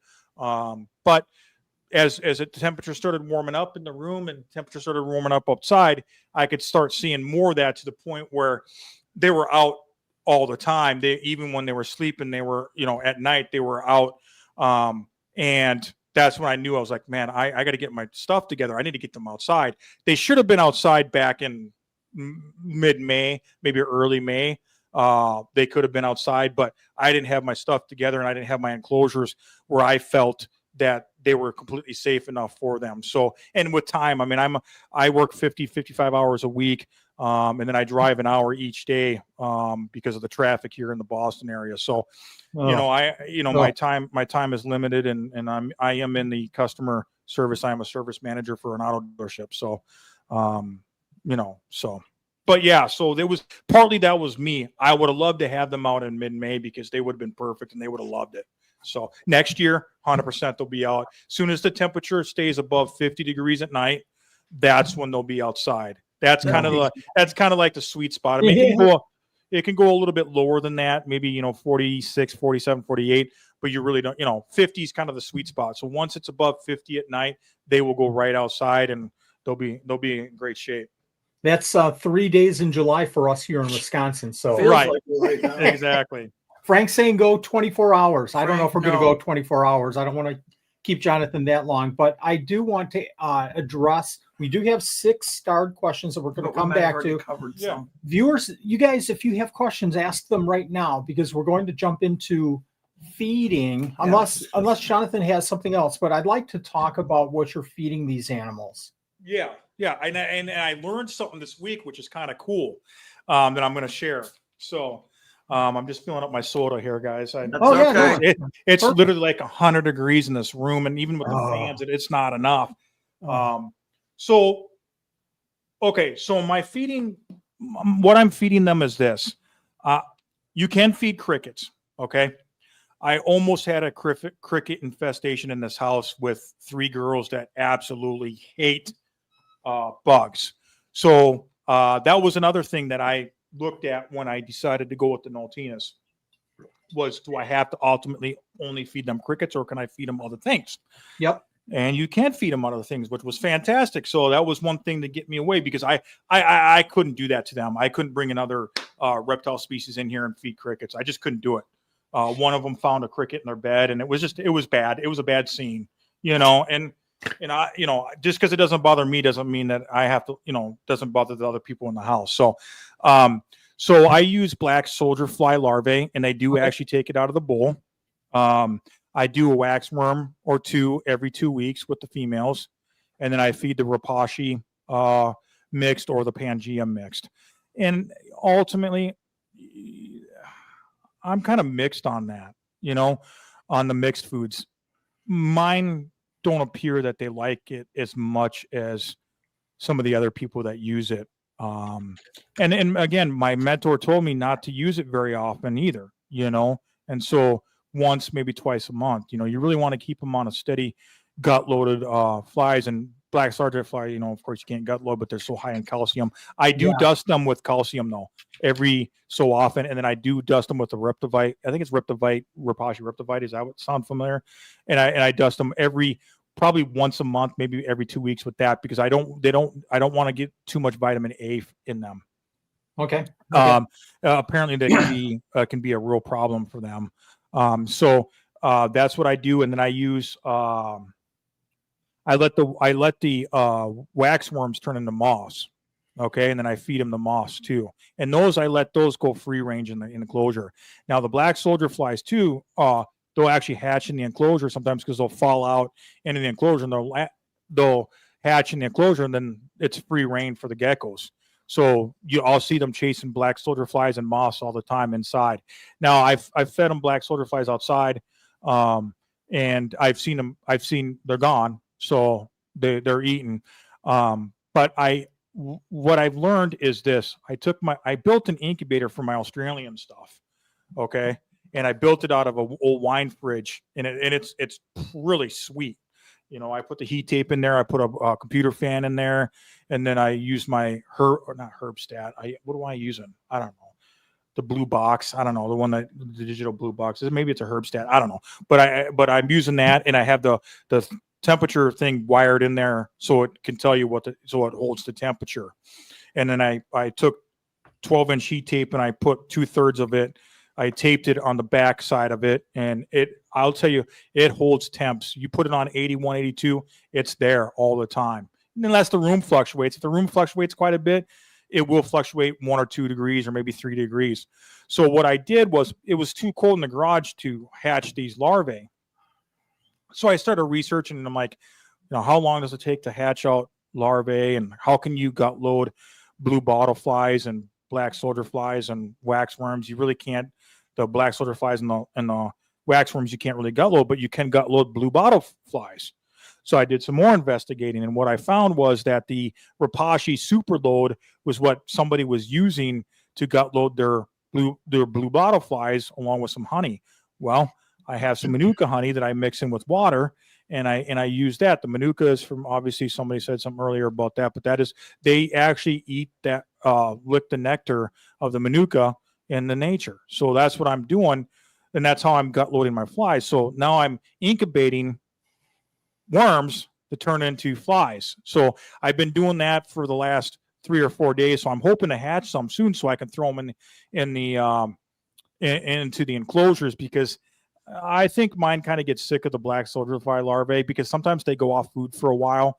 But again, could that have been winter? Could that have been other things? I do know this: when I took pictures, when I took everybody out and I took pictures of everybody, my mentor said, "Holy moly, Jonathan, they look super healthy. Almost, is somebody pregnant, or is somebody, has somebody been eating too much rapashi? How much are you feeding that rapashi?" I'm like, "Bro, I only do one or two times a month." He's like, "Well, they're extremely healthy, so that's a great start for outdoors."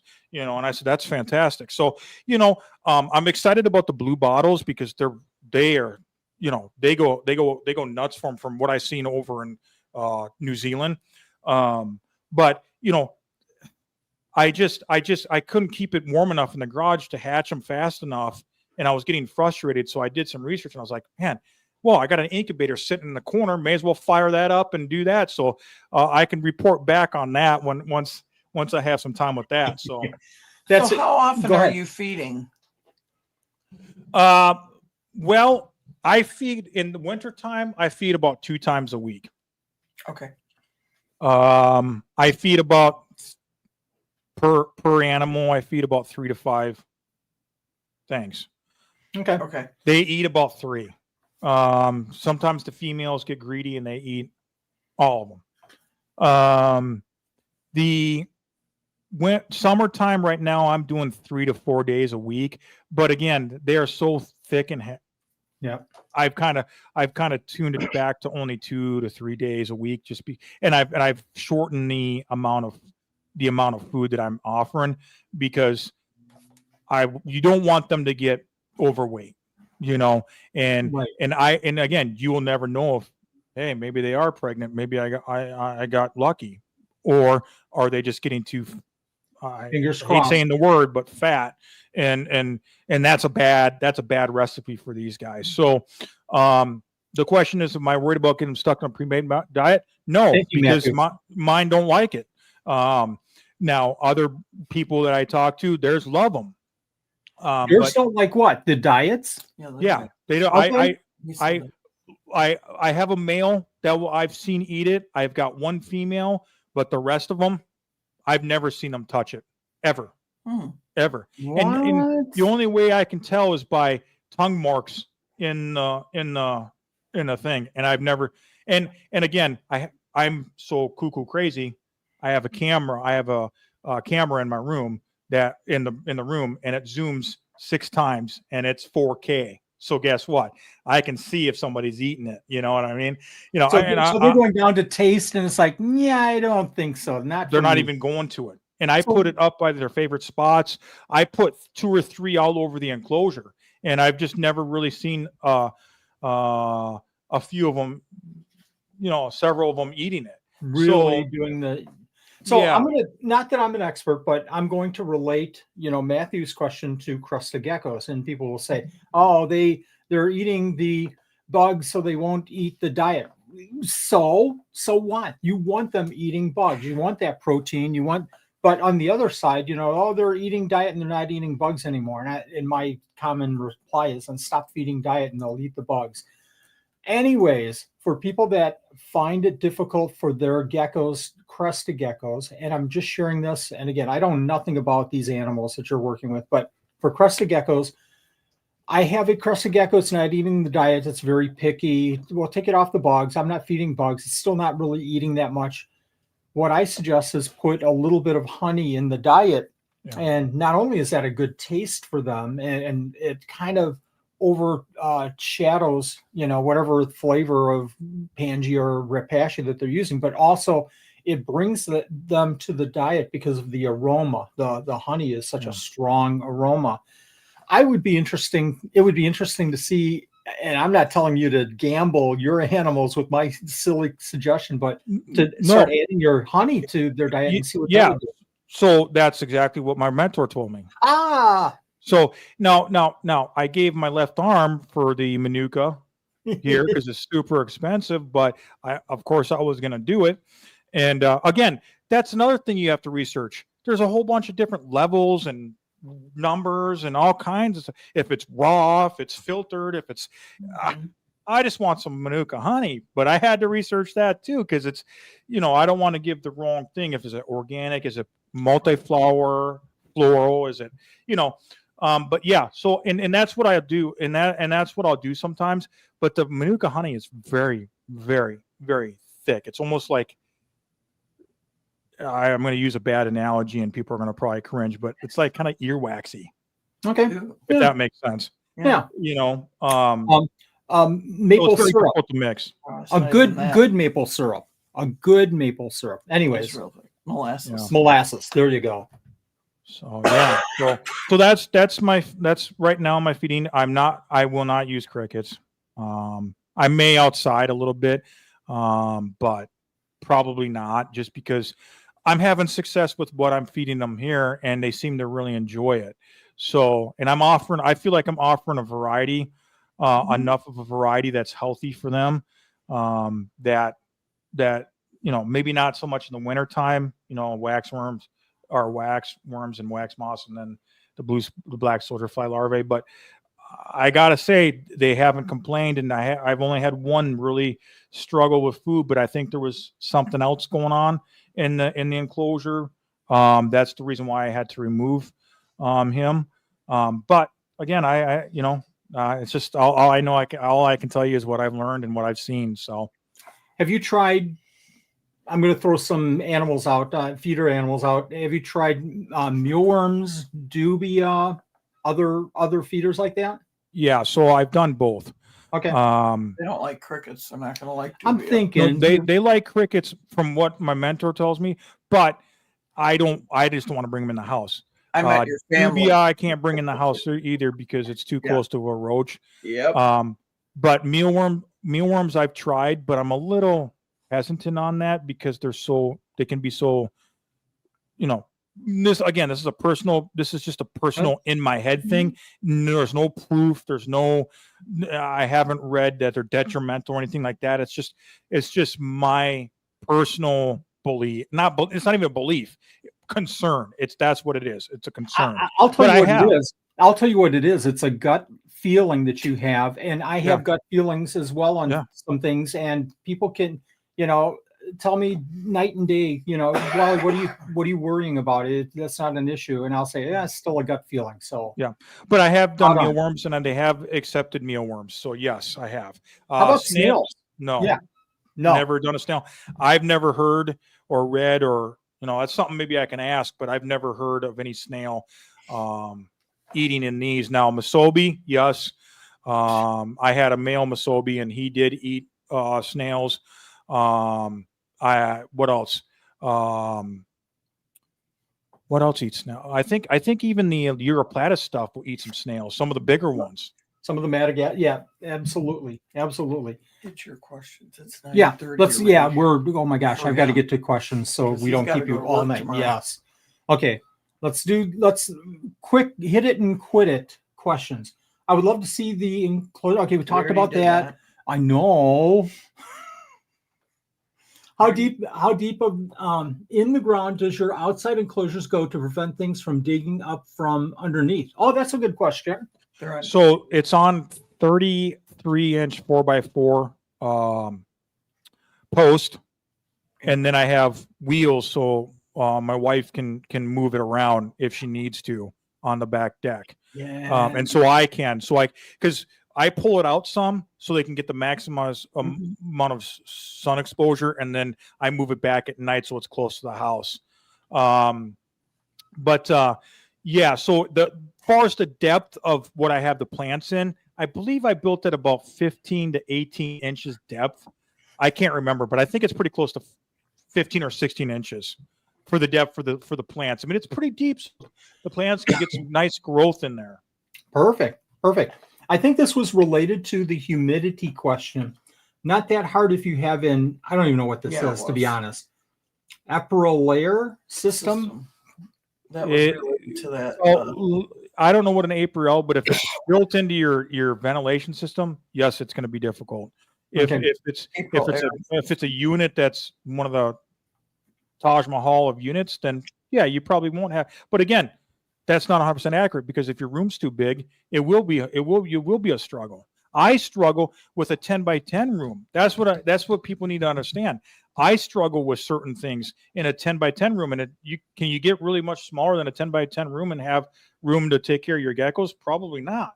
So I have struggles with it because of the environment that I have outside and what I offer inside. So yeah, I mean, April, if it's a $3,000 or $4,000 unit, or $2,000 or $1,000 unit, it's Taj Mahal.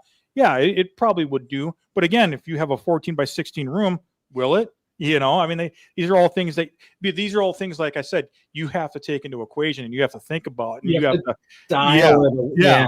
I mean, I'm always thinking. So it's like, and dial in. So yeah, but I mean, it's still, a good question. It's still, it's still relevant, but I don't know that answer because mine's not an April. Mine's a Govee is what I use. I use all Govee stuff for the Wi-Fi. Brad's local. I'll check with him if he's at the show Sunday. I'll check with him on that. Just for my curiosity. Sally is asking, and do you work with them in pairs, genetic diversity for offspring not to be half related? Oh, that's tough. Oh my gosh, that's a tough question. It will be. Yes, I will have a wide, diverse collection when I'm done.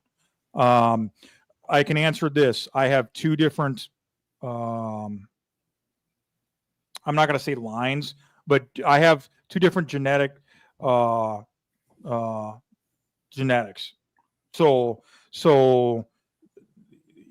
yes, I'm going to try hard not to interbreed. Okay. Yes. Once you go to an animal like this, though, it's going to be hard. It's going to be tough. Hard. It's going to be tough. But again, I'm not doing this to breed multiple geckos, because again, I don't know if it's going to happen. Am I going to try? Sure. Am I going to be vigilant of what geckos are going with who and what gecko, and what, which side they're on? Absolutely. Because yeah, I don't want to do a bunch of interbreeding, but I'm hoping to have, when I'm done, a pretty nice diversity of a collection. So it makes it a little bit easier. It won't ever be 100%, but again, I'm not looking to mass produce them. So you're not looking to create the super hypo tangerine. Yeah, definitely not. I mean, it would be cool if I could get some more pattern. I mean, you saw the patterns on mine. Yeah. I have a few that are all 100% green patternless, and I didn't show that. I didn't send you a picture of those, but they're 100% green patternless. But I have some pattern ones too, and those are beautiful. So if I could get, if you could work on, getting more heavier patterning, that'd be sweet. I mean, I'm not definitely opposed to that, but I'm not gonna line breed. I would never line breed to do that, because again, you can breed in this particular gecko. You can breed two patternless green geckos and get some patterning on a gecko. So there's no, you know what I mean? And if just because you breed two patterned geckos doesn't mean that you're going to get a bunch of patternless. You might get a solid green one in there. You don't know, you know? So, and that's one thing that's crazy to me. You know what I mean? It's just like, wow, Once you get that white pinstriped, give me a call, because I want to be the first on your wish list. Yeah, for the stripe pinstripe. Yeah, those are awesome. Those are fantastic. Sally's I can't even imagine I said that. Sally is asking, can you utilize the live fly traps that people use, or do you get your flies and spikes from someone breeding them? So, and I'm not sighing at her and on the question. I'm not. I'm just. It's so hot here. No. So, I've never used live flies that I catch out in the backyard. Yeah. Okay. I read on the New Zealand site that they have to be pesticide free. Well, I can't guarantee that here in suburban Boston area. Okay, I can't. I don't want to gamble that on morning geckos. Me neither. So, like I said, I get spikes and then I let them naturally hatch out, and then I'll feed them. Now, I'm doing this new incubator method and there's only 3 days into it, so I'll have to report back on that. But I'm excited about possibly the results because I can keep the temperature exactly where they need to be, where they can hatch faster. You know, and I did on the blue bottle spikes, I actually have a round deli cup, and I put a little cup, like the little cups that you put the mixed food in. I filled that with water and honey, and then I filled it up with Superload for Rapashi Superload. So I'm hoping once they start hatching, I'll let them eat for 24 hours or so, and then they'll be gut loaded, and then I'll put them in the freezer for a minute, take them out, put them in a cup, and put some calcium powder on them, and then they'll be good to go. Perfect. And Sally, that isn't, if I'm pronouncing your name correctly, that is a great question. Everybody it is a great question. Phenomenal questions tonight. I can't believe the questions that we've had. I can't wait to see where you go in the next year or so, because why I'm saying that, I'm not saying that to say I can't wait to see you have babies. If that happens, that happens. I'm same page, man, same page as you. If it happens, it happens, and we're blessed. The whole community is blessed if you have babies. What I'm excited about is for you to, if you're interested, come back on the show and say, you know, we tried this and we tweaked it, we tuned it in to do this instead. We found that being outside, you know, so many days a year isn't the best beneficial. They have to come inside for a while. Whatever it is, as you tweak your process, I think everybody would be so in tune with hearing how you've done that and some of the changes that you've made. Yeah, absolutely. And one thing I will say on that, that's a great point, is that I will never not keep them outside. Now, because I probably used a bad example. No. It's a great example because I'm going to flip it here for a minute. Yeah. Because it's the amount of time that they're outside. That's the one thing. Now, everything that I've been told is that, you know, try to keep them out there the longest as possible. Okay, that's what I'm going to start with. But maybe that might not, for my environment here, may not be what's been the most beneficial for them. You know what I mean? So those are the things that I'm looking at. You know, I am going to go the full boat this year until it gets down to 50, but then I'm going to, through my summer of watching them, through the fall of watching them, I'm going to make my own educated opinion on what I've seen, and then maybe try something a little bit different, tweak it a little bit different last year. Like I told you earlier, if I could have tried to keep them out at the end of April, I would have, you know, but it was just too cold here still. Because I really wanted to capitalize the outdoor time this year. That was my main goal, was to really capitalize on the length of time that them being outside this year. So I could then have those type of not challenges, but so I could start keeping track of that kind of stuff. So I could report on stuff like that, because I agree, stuff like that is going to be very important as I move forward in this journey with them. That stuff is going to be extremely important to learn and to know and to understand. Now, you know, mine did wonderful in the winter season, and I was really proud of that. But indoors is not what's best for them. Outdoors is what's best for them. So now it's like, this is all new territory for me, because I've never kept anything outside ever. You know, other than dogs and cats, but you know what I mean? I've never kept an animal like this outside, or a gecko outside. So, but you're doing the right process, though. You're doing the research, and you're doing. Boy, I can't get past this point. I'm sorry, everybody, for repeating this so much, but you have your base. Okay, here's what I've understood. Everybody's saying, here's what I've talked to other people. Here's the base, and now let me set it up for my environment.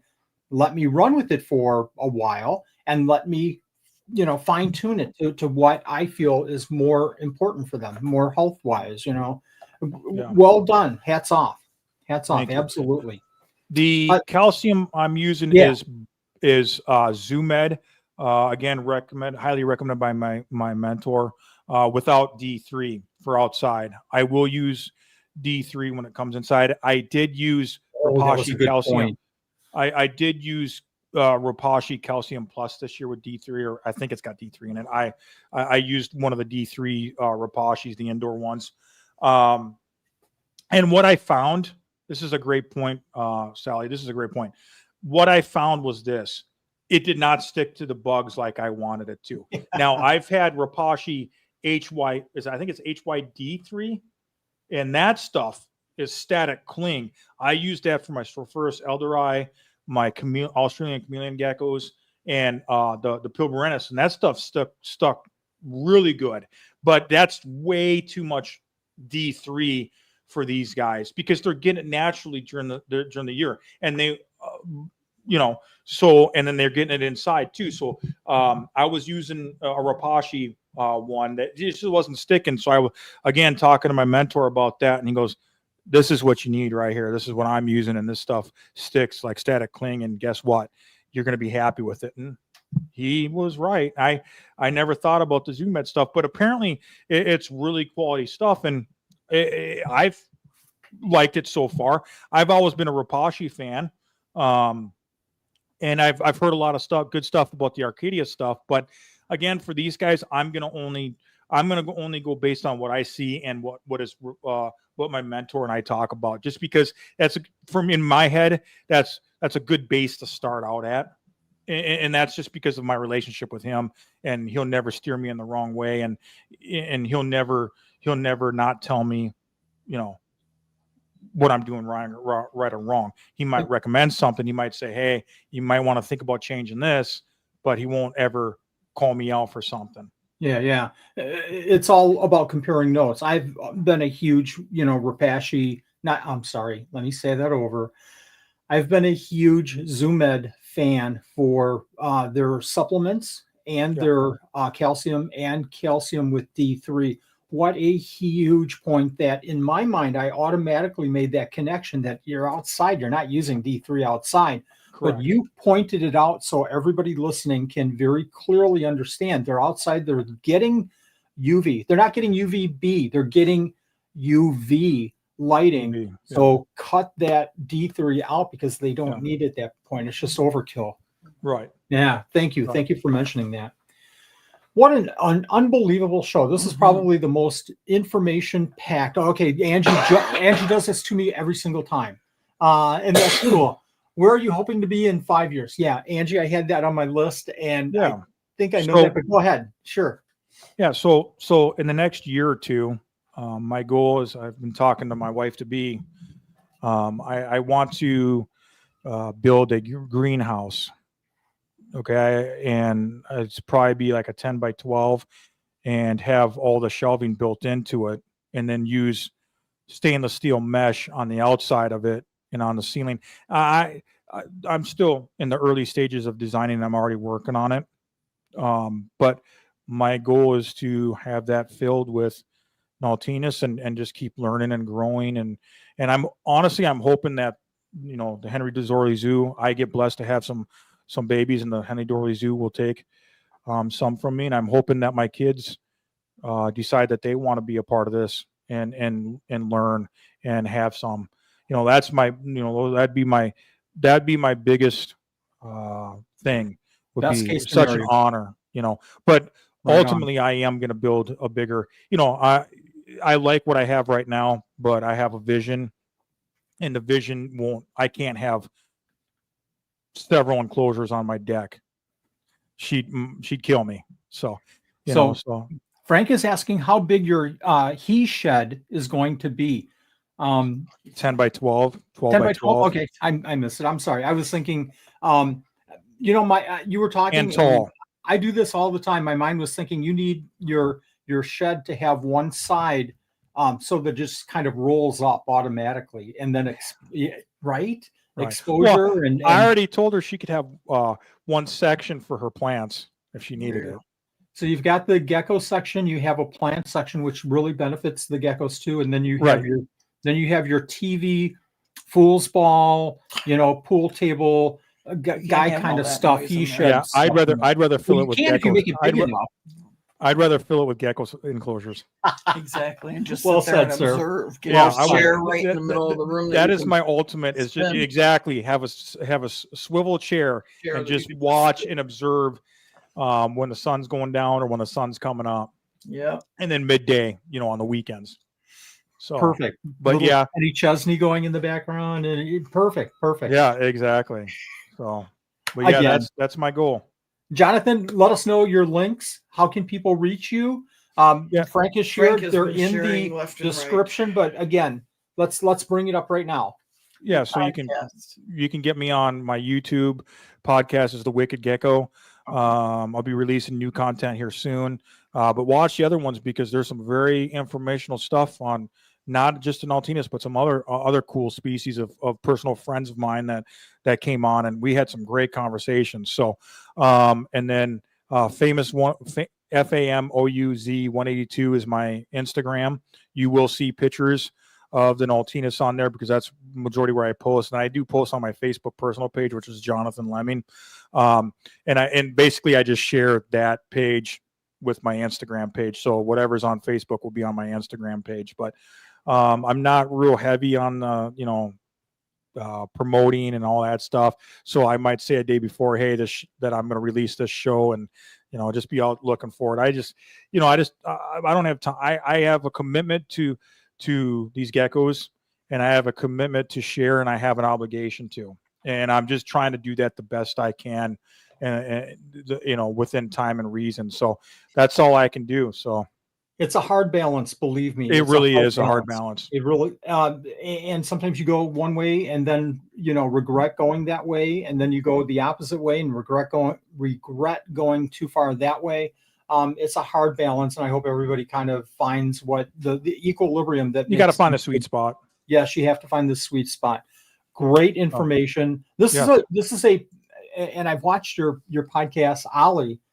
Yes, friend. Oh my gosh, he's such a good person. I known him for years.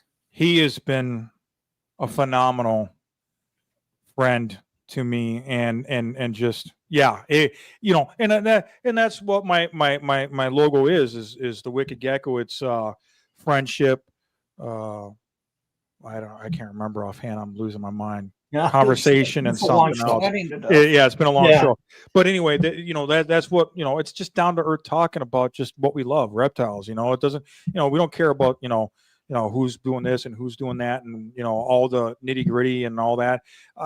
That's why honestly, that was one of the reasons why I really didn't want to share this on social media. But then I had a long talk with my wife to be and my mentor, and we came up with the fact that you kind of have an obligation to, and you kind of have a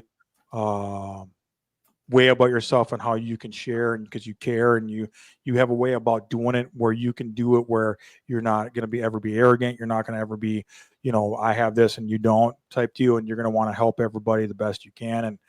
And that's why I decided to roll it out. And it was a big thing, guys. It was very difficult for me, because of as we all know, of the species,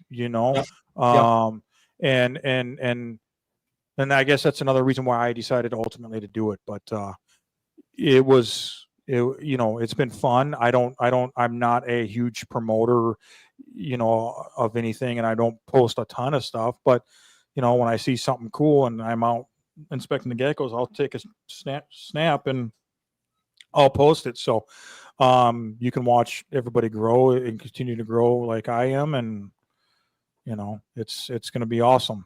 Well, you're a share of information, and I got the sense of that like 2 minutes listening to you on another podcast.